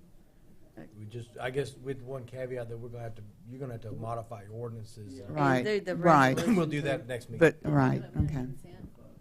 If y'all are okay with putting in a consent, I can, it's a sort of a housekeeping measure at that point. Okay, thank y'all. Thank y'all. We gotta vote. All in favor, say aye. Aye. Opposed, no. But one thing we're gonna have to be careful about that because, you know, there's some people in the library that grew up from childhood, and there's some in the other one the same way. So you need to kind of make sure there's some people coming from those in to start with. So, all right. Consider the approval of amendment of the Mingo Interceptor Agreement with Wooten Company. Jay?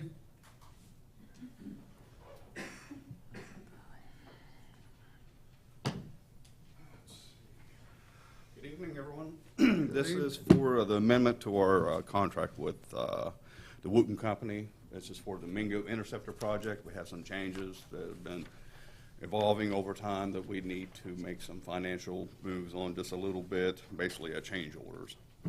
The description of modifications, do I need to read these, or has everyone read these previously? Okay. Basically, the description modifications correspond with the B line item on the second page, which increases or decreases the cost of each line item that they describe. The first one is design the project, and we're looking for a new pump station to be investigated. We originally had one located, then we had to move it clear on the other side of the property, away from where we were originally designed for, and there's a request for change of the scope for that project, and it's an increase of $5,300. Line item number 2 is for the subsurface utility engineering investigations. They budgeted way too much money for it, so we're getting a deduction on that cost, which we love to save money. They're going to reduce it by $40,500. From $50,000, now it'll cost $9,500. Okay, the allocated budget for the easements due to the final quantity, that has increased because we've had to do some maneuvering around, especially on the force main, when we get close to the hotels and we dump into the South Walton pump station. We've had to maneuver a lot of the lines around too, so we had more easements we had to work on, easement maps, which increased that cost by $12,500 from $26,000 to $38,500. Item number 4, due to the final number of depths of bores, the geotechnical budget needs to be increased. We originally did bores at the original pump station site, then we had to relocate it. Now we're doing some more geotechnical bores for that as well. And with the lines running up I-95, so that increased, let me get my fingers here, increased $15,000 from $10,000 to $25,000. Item number 5, the wetland delineations were more extensive and complex. I know we're coming through wetlands once we leave the King Circle, going south of Berry Global, then under 95, and up through the right-of-way, the power line right-of-way, and everything up to the new pump station site is all now in wetlands. So that's going to be an increase on that for, what is that, item number 5. The increase is $10,500, so it'll go from $25,000 to $35,500. And item number 6. Water service. The existing pump station site where we're going to get water service off Massengill Road, it's right there as a county water line, is, gosh, 100 foot. Where the new pump station is located at now we're going to run a water main down to Cub Road, which will be an 8-inch main, then it'll be a 1-inch water line to service the pump station. They'll run, it's Bluey Woods property off Cub Road down to the new pump station just north of the wetlands. And it says here that it's not designed or construction for 8-inch water main extension. It's not available, will not be paid by USDA. But both the design and the construction cost of the 1-inch water line from Cub Road down to the new pump station is covered. And that is an extension design of 18.8, which basically, the original amount of contract with Wooten Company is $901,700. This amended amount is $21,600, which brings our new contract amount to $923,300.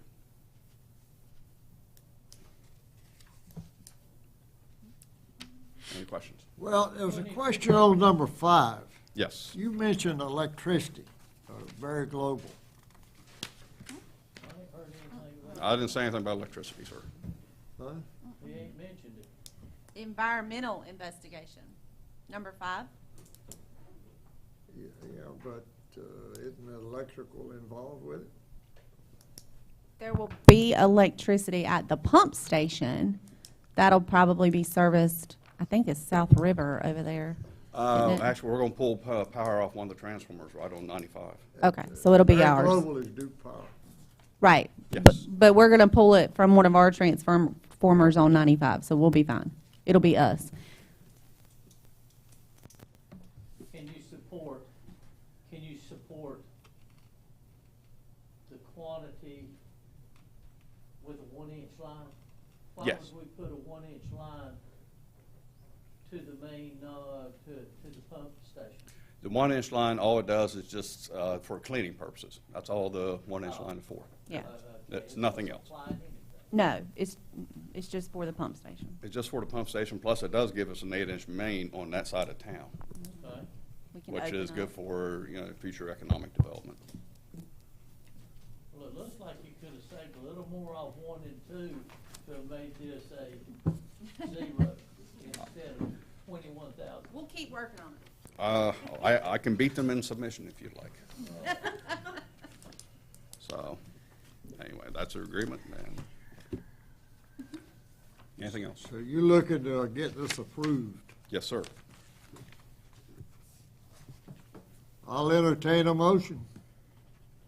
I make a motion that we approve it. All in favor, say aye. Opposed, no. All right.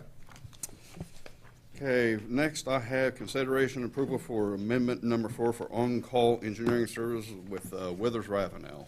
This is a 1-year extension. It starts on October 19th, 2024, and will expire October 19th, 2025. I thought Glenn came down to see me. I guess not. So basically, all this is just an on-call engineering agreement, and we're extending it for 1 more year. This is on an as-need basis. I'll make a motion we approve the on-call engineering services. All in favor, say aye. Aye. Opposed, no. And that's it. Thank you very much.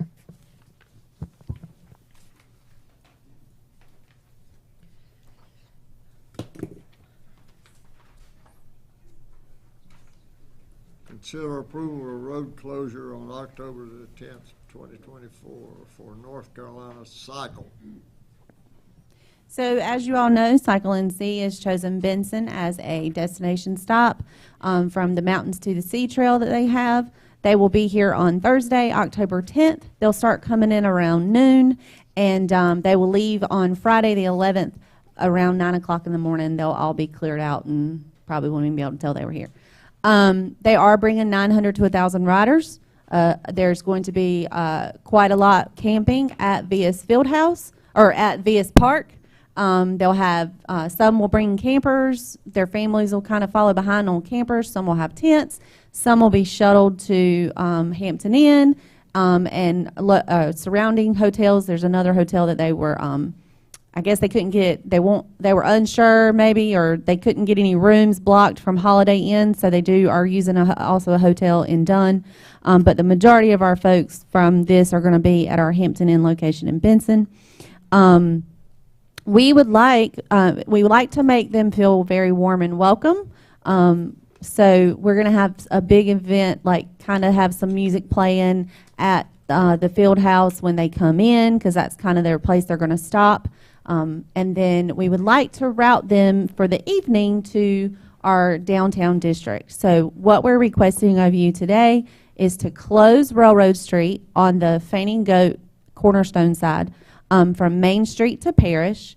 And then we're going to line it with food trucks.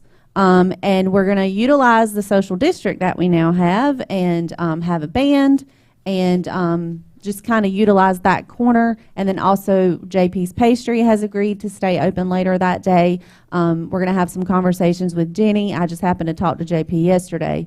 Have some conversations with Jenny for her to stay open, Sisters to Ice Cream. So we'll have a map kind of directing everybody where to go.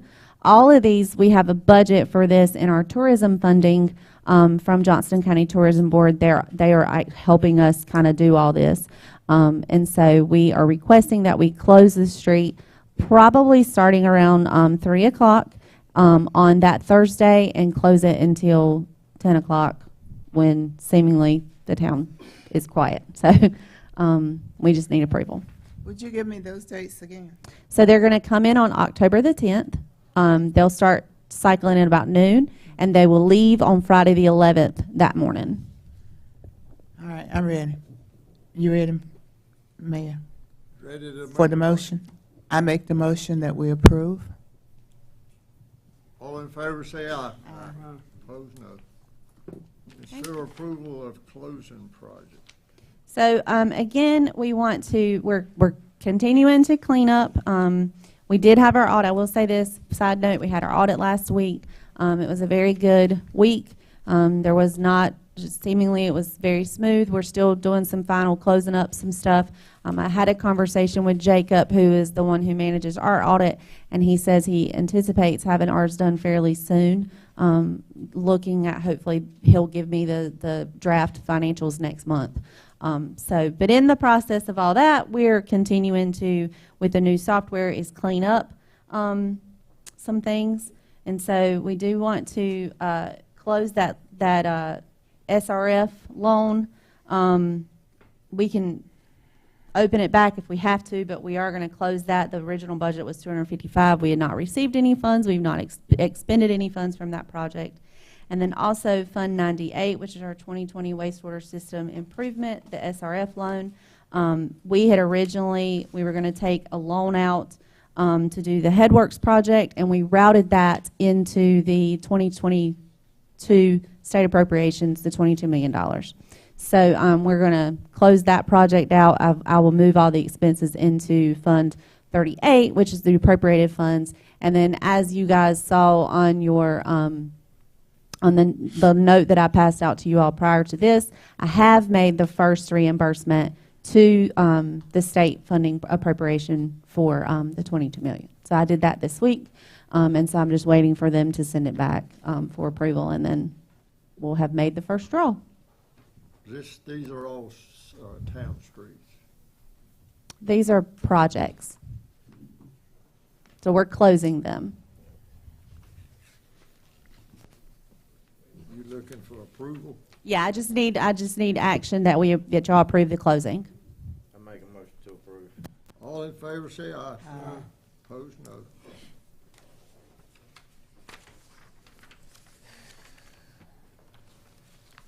Consider approval of road closure for Veterans Day. Okay, so again this year, we're having our 4th annual Veterans Day celebration. The Benson Veterans Helping Veterans Committee has asked that we close Parish Drive from Lee Street to Elm Street on November the 2nd. So as y'all know, we start the morning very early with our 5K run that the Parks and Recreation Department puts on with a lot of help from our police department and our public works department. And then we end the race at Fainting Goat for awards, and then we have a parade and an event out in the Grove. This year they will have a band again. A speaker will speak at the celebration. They're doing the barbecue pig cook-off again. They have already had a lot of interest in that. They said they would want at least, I think they said 11 pigs, and I think they've already gotten 9 people to submit. So, but they would like to close Parish Drive for that day because they are going to have a car show on that back stretch of Parish Drive, so from Lee Street to Elm Street. So I need approval from the board to close that road. I make a motion that we approve it as presented. All in favor, say aye. Aye. Opposed, no. One thing about this November 2nd and the parade, they're still trying to get down to 301, and I just don't think it's a good idea. We ought to be able to cut it off at the railroad and have plenty of room to handle it. So I think it's going to be a mess if we don't. We have several we have parades before that, so we're going to let Mule Days go through, and then we'll figure out their parade route. The first guy that did that, it's really sad news that he passed away this week.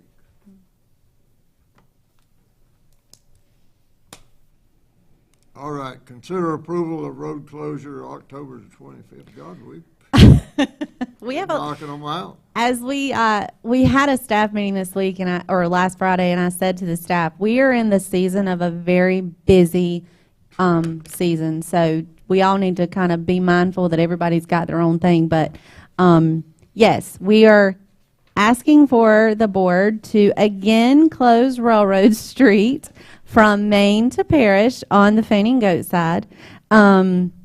We are going to utilize what we're doing for Cycle NC, and we're going to put some food trucks. Last year we had food trucks at Benton Square, and we thought it would be, since you're already crossing over the railroad tracks anyway for trunk or treat, we want to do food trucks on that that split from Main to Parish, and then utilize that area as a gathering place. Because we had it at the Grove one year, and there wasn't enough traffic in the Grove. So it had some good success at Benton Square. We think it'll have even better success on Railroad Street. And so we are asking that we close the road, probably start closing it around 4:30. We typically close Main Street we start at 5, so we'll start closing around the same time, getting the cars out and bringing in the food trucks. We want them to have ample amount of time to get in and get set up.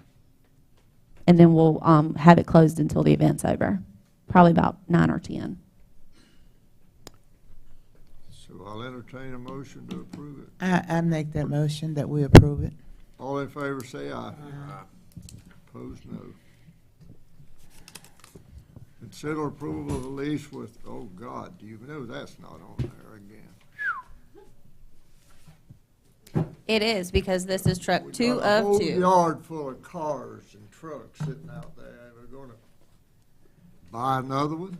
And if we could use them all for everything, that would work out. So this is truck 2 of 2. I'm going to try to give all the clarifiers that Mr. Chandler asked for last time. It's coming out of water sewer. We do have the money. It was approved in the fiscal year 25 capital budget. This is truck 2 of 2. This is getting them a new service body truck, a second one, so they can respond to calls, have all their tools in them. Currently, again, the tools are in totes in the back of the truck that they have to dig through. So this is the second service body truck that was approved in the budget. We were finally able to get one, and this one is actually $9.21 cheaper than the last one. So Wasn't it about a month or two ago we approved that other truck? this is truck 2 of 2 for the fiscal year, yes. Well, I'll entertain a motion. I'll make that motion that we purchase the truck. All in favor, say aye. Opposed, no. All right, town manager. Okay. First of all, I want to bring your attention to the Wooten Company project summary. I'm going to go over this briefly because it was added to the agenda, I think, yesterday, right, Angie? Just in case y'all hadn't seen it. Yeah, I gave them all one. Okay. So we are currently, part of the wastewater treatment plant expansion, we have to do a NPDES monitoring on the Hannah Creek. Currently, our current discharge location, as we've discussed in the past, is it's on the it's on a impairment list. So they're not going to allow us to discharge there. So we're having to do a study that DEQ has approved downstream of our current location, and this is being reimbursed to us from the county. This is a portion, they are paying for this portion of it. It says here, and it is correct, that they've billed to date $138,279.01, and we just paid a large invoice this month, and I'm waiting on that check to clear, and then I'll submit our 4th reimbursement to the county. But as of yet, the county has reimbursed us for the other 3 that total $35,455.56. The last reimbursement request is going to be the one that I'm waiting for the check to clear was $102,823.45. So that project is going to be reimbursable by the by the county. Moving on, we are in the process of working on our wastewater treatment plant expansion plans. They have decided to go with a more updated model for the expansion. This model will be easier for us to upgrade in the future. We're going to 3.75 with this current upgrade, but it's very easy and seamless to upgrade it again to 5 and beyond that with just adding a few more elements to the plant for future growth. Again, that money, we're using ARPA funds. We've not expended any money from this project currently. They're doing all the work, but they have not invoiced us for that at this time. Do you have a count on how much money we've been reimbursed from the 22 million and the 16 million? So I just gave you guys a note at the very beginning of the meeting. Do you have it? I know it's not right on top of me. I just did the first reimbursement from the 22 million, and it was about 450. There it is. Thank you. It was $449,342.06. This included all the engineering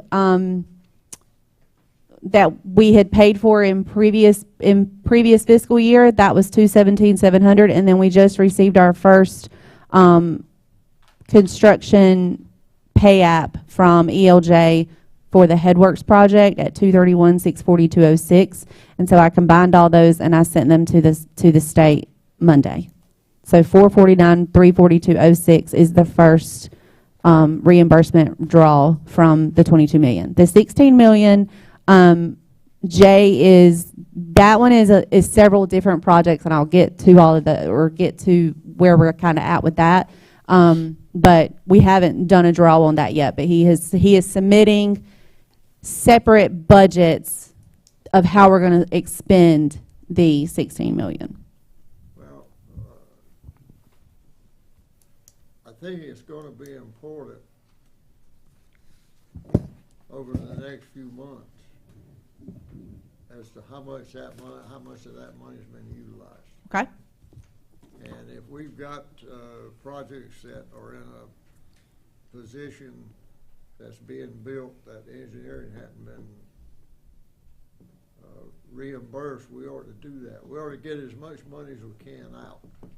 That's why we got $16 million last year, is because we hadn't spent a penny of the $22,700,000. Well, and again, that was not because but that's not your fault. I know, but I want everybody to understand that was not because we were not doing the work. It was because we were going back and forth with the state in order to figure out where we were going to discharge. And initially, we spoke with them for a year and finally came to an agreement that they were going to allow us to upgrade the plant to 3.75 without having a discharge, because Cape Fear's being studied and Hannah Creek, where our current location, is an impairment. And so they finally agreed to allow us to do the upgrade without the discharge, and then they changed staff, and we had to start all over again with the new staff, and it took another 3 to 6 months to get them back on board by submitting them emails and correspondence that we had with DEQ.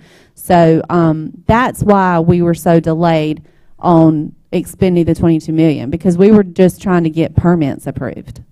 So my number 2 priority right now is getting so DEQ loves us, not slaps us. And you'll have an opportunity down in Greenville to get close to those 2 people we're talking about. Okay. And it's the next draw is going to be super duper important, because after that there ain't going to be no money. They're going to give it all to the scholarships. So we got some tough road ahead of us, but we got to keep trudging along. So moving along, the septic receiving station with wastewater treatment, we approved to do the engineering and that in our operating budget last year, and I believe we paid the year before as well.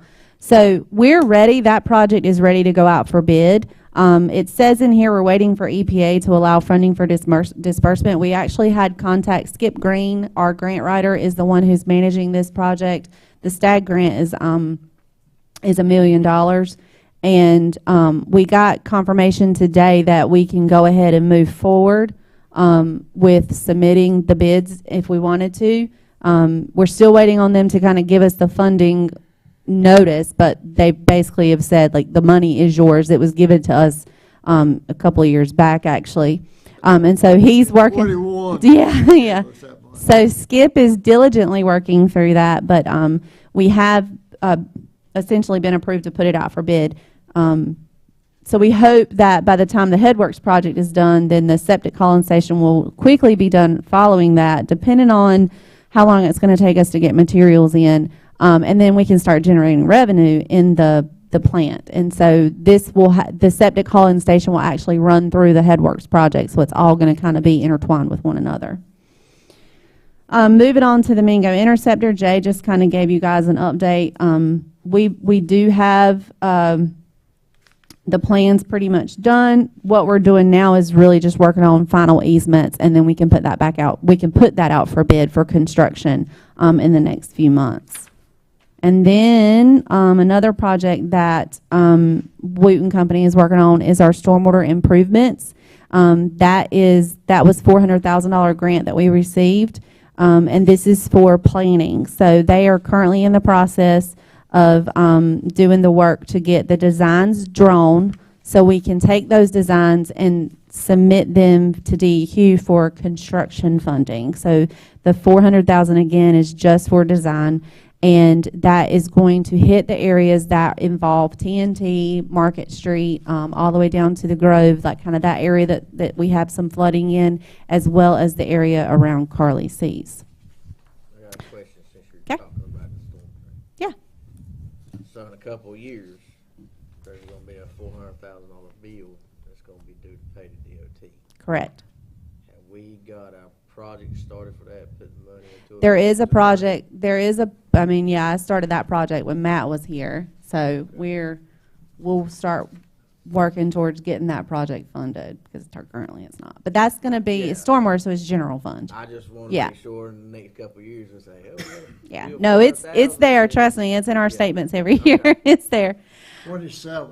It's going to be here before you know it.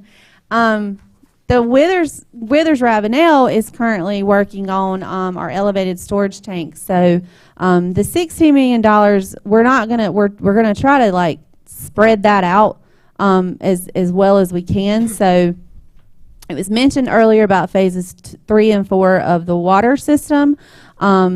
We did receive funds from Wiley Nichols in the most recent budget for him, $949,000, right, Jay? Oh, $950. There you go, $959. So that is we're planning on using that for phases 3 and 4, or 3 and some, however far we can spread that fund. But that is grant funds, and we have to update the plans because they were drawn like back in 2015. So we just need to go through and make sure there's no changes to those plans, and then they can start working on that. That will likely we haven't Sorry, have we picked it? Is Wooten doing that as well? Or have we? Yeah. Okay, so we haven't chosen anyone. Thank you. We haven't chosen anyone yet for that. The $16 million we are utilizing for the new elevated storage tank that we need. Withers Ravenel is working on that currently. We have a $500,000 grant from the county that was that allowed us to utilize that towards the elevated storage tank in any way we wanted to. So we're using that money to do the engineering currently, and then if there's anything left over, we'll use it towards the construction. But currently we have spent for engineering $35,200. And I have sent reimbursement. I've done a 4th reimbursement for that. I did that this week as well. But we have received back $16,300. So the most recent reimbursement that I sent to the county was $18,900. And they usually turn it around fairly quickly. Like I'll send it the 1st of this month and I'll usually get it back the 1st of next month.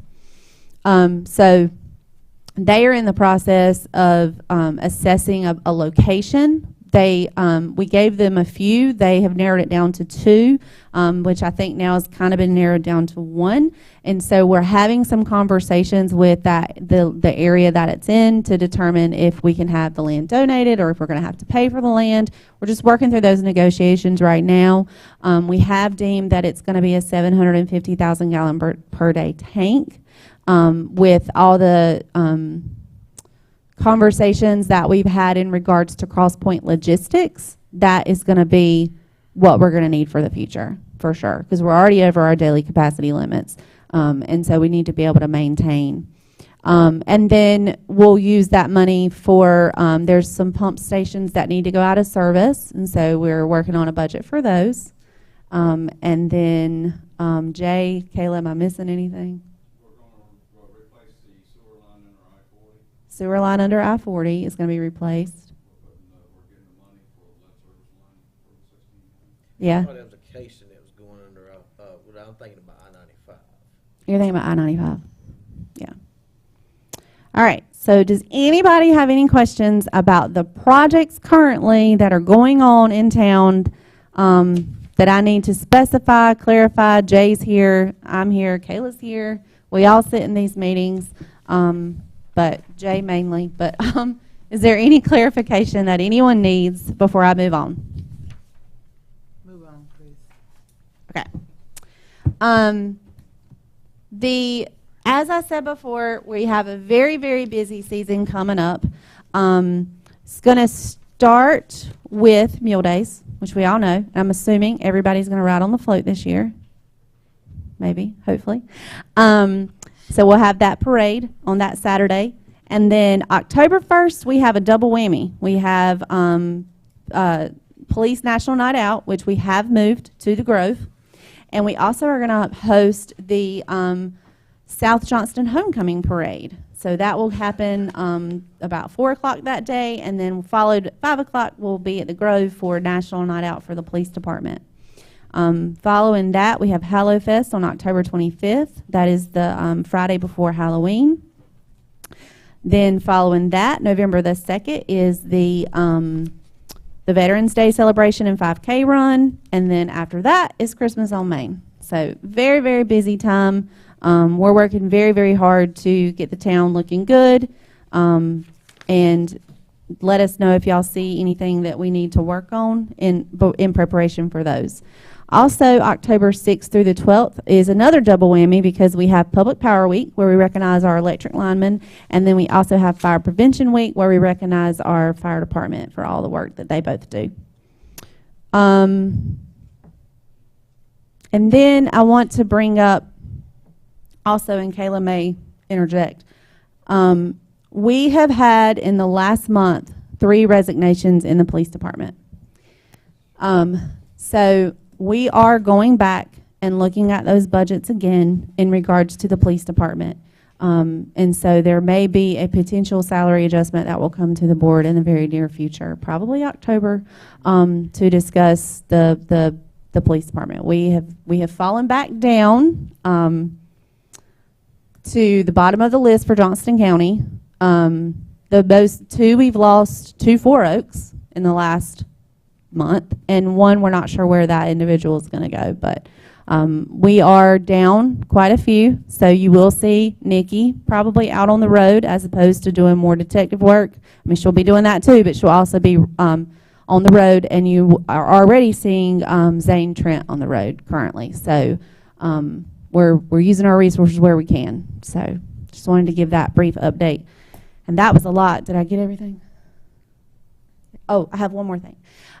Tomorrow, as I mentioned to you all, I think it was last week, I sent you the agenda. I do have a rate committee meeting tomorrow in Wilson, starting at 10 o'clock, in regards to our electric rates. Again, this will go to the rate committee, and then that will follow to the Board of Commissioners, which will be in 2 weeks, 2 weeks from Wednesday. And then also tomorrow I have a tourism board meeting, so I will not be in the office tomorrow. I will be on the road most of the day. And I think that's all. Did you cover off Wooten's report? I did.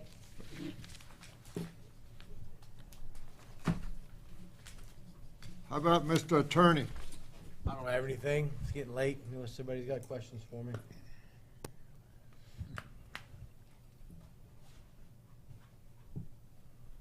I just want to say I'm glad to be back, and I know that we're ready to go because we got some TV to watch. That's right, because I'm on pins and needles right here. I'm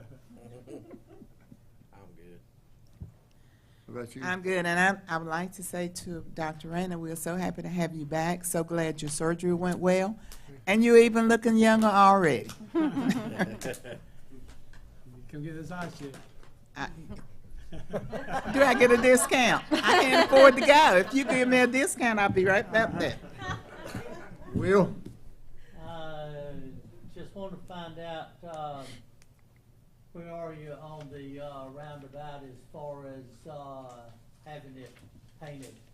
You were going to get it checked as far as the center. We did. I think the last email we got, what was it? They looked at putting the fishtails in, but as far as coming out with yellow, a color with the strips, they said they're not going to put those in. They're not going to add any additional lights, flashes, colors, paint. Unfortunately, to DOT, that roundabout is a small fish in the big state of North Carolina. I think with them already agreeing and putting in the area lighting and agreeing to pay for those area lights going forward, going back and readdressing the medians a little further back, I don't know that we've had any further conversation after. When I say I don't think they're going to be willing to put anything else out there. I don't think they see a need for it right now. Well, when you have meetings with DOT and they said you're absolutely right, you cannot see it. Just talking about the roundabout itself, a different color yellow. You can't see it from Parish Drive, or you can't see it from Church Street when you're coming and you're still having people blow through it because they don't see it, especially at night. I don't care what kind of lighting they put. The people I've talked to that are doing more on 95 than they're doing here, saying you're exactly right. That would be an easy fix. They're not going to move the thing. I mean, it's a done deal. So why don't you make it the cheapest way they could do it is just color with their yellow paint. Well, and if you could get us the contact information of, and if they know who to get us in contact with, if they think that would be a good idea to get it done, we were more than happy to get those contacts at DOT so we can reach out to them. Okay. Had any contact with Flatiron on their vehicles on interstate? We've looked into it. Greg dug into the history of that Flatiron contract. There was an agreement that did go before Ike, and it just pretty much laid out the reimbursement rate, the hours, what would be included. We haven't had conversations with them directly. We have had conversations internally about the use of the vehicles, about requesting reimbursement, like we talked about a nominal amount. Maybe it's $5 per hour just for the use of the vehicle. We have not put anything in place with that because we were still collecting information, but no, it is still on the table as far as making a final decision with that. we need to make a final decision that our vehicles do not go on 95 without reimbursement sitting out there. We've already got vehicles that it's cost us money. I'm not saying take a penny away from any officer that is willing to sit out there, but our vehicles that we're replacing right now, you sit out there 8 hours, 9 hours a night and let a vehicle idle, doing absolutely nothing but having lights on, and the fire department has done it too. The other towns have cut it out without something. I'm just saying that we could go to Flatiron, we could go to DOT, and we could get some funding for our vehicles. Well, If not, let's don't do it. in the original agreement that we did pull up, the $45 per hour does, in the agreement that was signed, says that includes fuel and use of the vehicle at $5 per hour. That is in the Flatiron agreement. So if we take that out, that is going to come out of the pocket of the police officers. Yeah. That's why we haven't decided which way we're going with that yet. Well, 'Cause that was how it we ran. contract up, because we're fixing to hit it from the 77 all the way down to Interstate 40. date? But also, let me say this, because we're so short-handed, my understanding is we haven't had as many officers out on 95 in the last month or so, and I anticipate it going to be less because we need to cover the town before we cover 95. Who And that's put just them my out opinion. there to start with, That was without done, anybody knowing about it? it was done in previous administration. And correct me if I'm wrong, but I was told the agreement did get passed through. I'm trying to find a copy of it in my email right now. Yeah. I don't think we have, I think it's printed in our office. How many policemen do we have now? I think we just printed it. Woman came in my office this week sometime. I don't remember what day now. She said we lost 4 officers at one time, and the reason we were losing because we're not paying them enough. Of the resignations we have had more officers receive job offers at a higher rate. We thankfully were able to have conversations with them and their love for the town and their love for these citizens. We were able to not lose those officers, but you are wholeheartedly correct. The recent officers we lost to Four Oaks, their salaries were exponentially higher than what we can offer right at this time in our current salary grade. So that's why. How many officers do you have? Right now, we have 4 vacancies. Have what? We have 4 openings right now. 4 vacancies. One is a sergeant So position. you hadn't lost 4 this week? Not this week. No, well, let me make. We lost 3 this month, though. We've Yeah. lost 3 this month. We did have one that was going to leave, but we were able to keep him. So we've lost We 3. had this conversation 2 years ago also when we upped the salaries and we became second. 3 weeks later, Clayton up theirs, Smithfield's up theirs. It's a catch-22. If you don't stay every year looking at it and having something in place that you automatically do, then we get hit every year the very same way. We always have officers leaving. They got all of Four Oaks, but when these things start happening, though, we got to get down and figure out what the pay is that keeps them.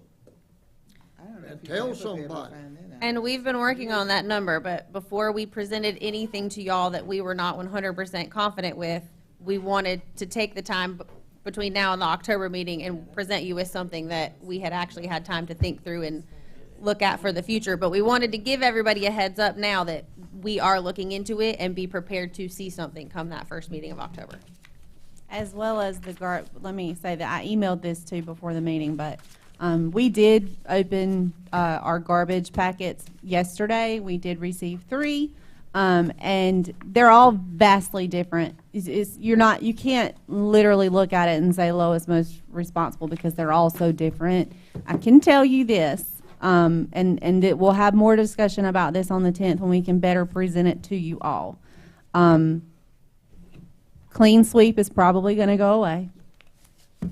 And none of them are really in the how can I better say this the best way? They're more residential. What was given to us was more residential garbage collection and not commercial, which, to be fair, is very standard in municipalities. It is very rare that municipalities cover garbage for businesses. A lot of times businesses will do their own. So 2 caveats that we need to go ahead and warn you guys about. Spring and fall cleanup are probably going to go away, and we're not sure what the state of commercial pickup is, but it's very likely that it will change. Any that offer commercial and, I mean, the They have dumpsters and offered, not the trash. they have offered to contract and work directly with commercial customers. So the thing is with residential, everybody gets a 96-gallon cart, right? It's easy peasy at every house. Commercial, you might need a 2 cubic yard. Dean might need a 4 cubic yard OCC cardboard. You know, there's more To it. details there. So they will just contact you directly, and you will be their direct customer. You will not come through the town. The rates that they are giving to the town are so that they can offer the same. But not everybody does that. If you go Not down everybody Main does Street, that. a lot of, you already have 2 shared sites on Main Street, one behind Cornerstone and one behind Medlin and Dorman's. Poor Jenny's got 6 trash cans on the side of her building. So we service, yes, there are some that have their own dumpsters, but we service a great deal of commercial dumping for this town. So that will likely go away. And that isn't just something we are doing, that, like she's saying, that is how it is handled through the majority of all of the companies that put bids in. That is how they handle commercial in all of their other locales and municipalities. The rate for the municipality is for a generic waste service for garbage, recycling, and in our case, also yard waste. And anything different from that that they offer commercial customers is done directly between them and the customer. Sound like a win to me. Me too. Well, one of the things I had on my list tonight was if GFL leaves, what do we do with the carts? They'll have to take them. They're their carts. I guarantee you. I thought we paid for them. I'll have to go back and look at the contract because I don't think we paid for them. Huh? I said, you feel like you paid for them. But I don't think you did. We did. Because used to, we would leave the carts at Public Works, and then if there needed to be a replacement, then we would replace it. But we don't even do that anymore. We took that away when it got renewed in 2018 because we couldn't keep up, or we did that in 2020 because we couldn't keep up. Also, I want to say this, and this will make you happy, Ms. Holly. Our code enforcement officer starts on Monday, and his main focus coming in on Monday is going to be junk cars, grass, trash cans, and there was one more thing that I just completely lost. But trash cans, that ordinance for trash cans is one of the things we're going to discuss with him. So Who are you talking about? the code enforcement officer, he starts on Monday. Oh, I thought he'd already started because what I contacted you with. Well, we we're have, buying this well, business so it is internal, and he is, one of the reasons why he was chosen is because he's already been proactive in Public Works to do some of those things. So, Very good. yeah. Well, I got 2 things. Number one,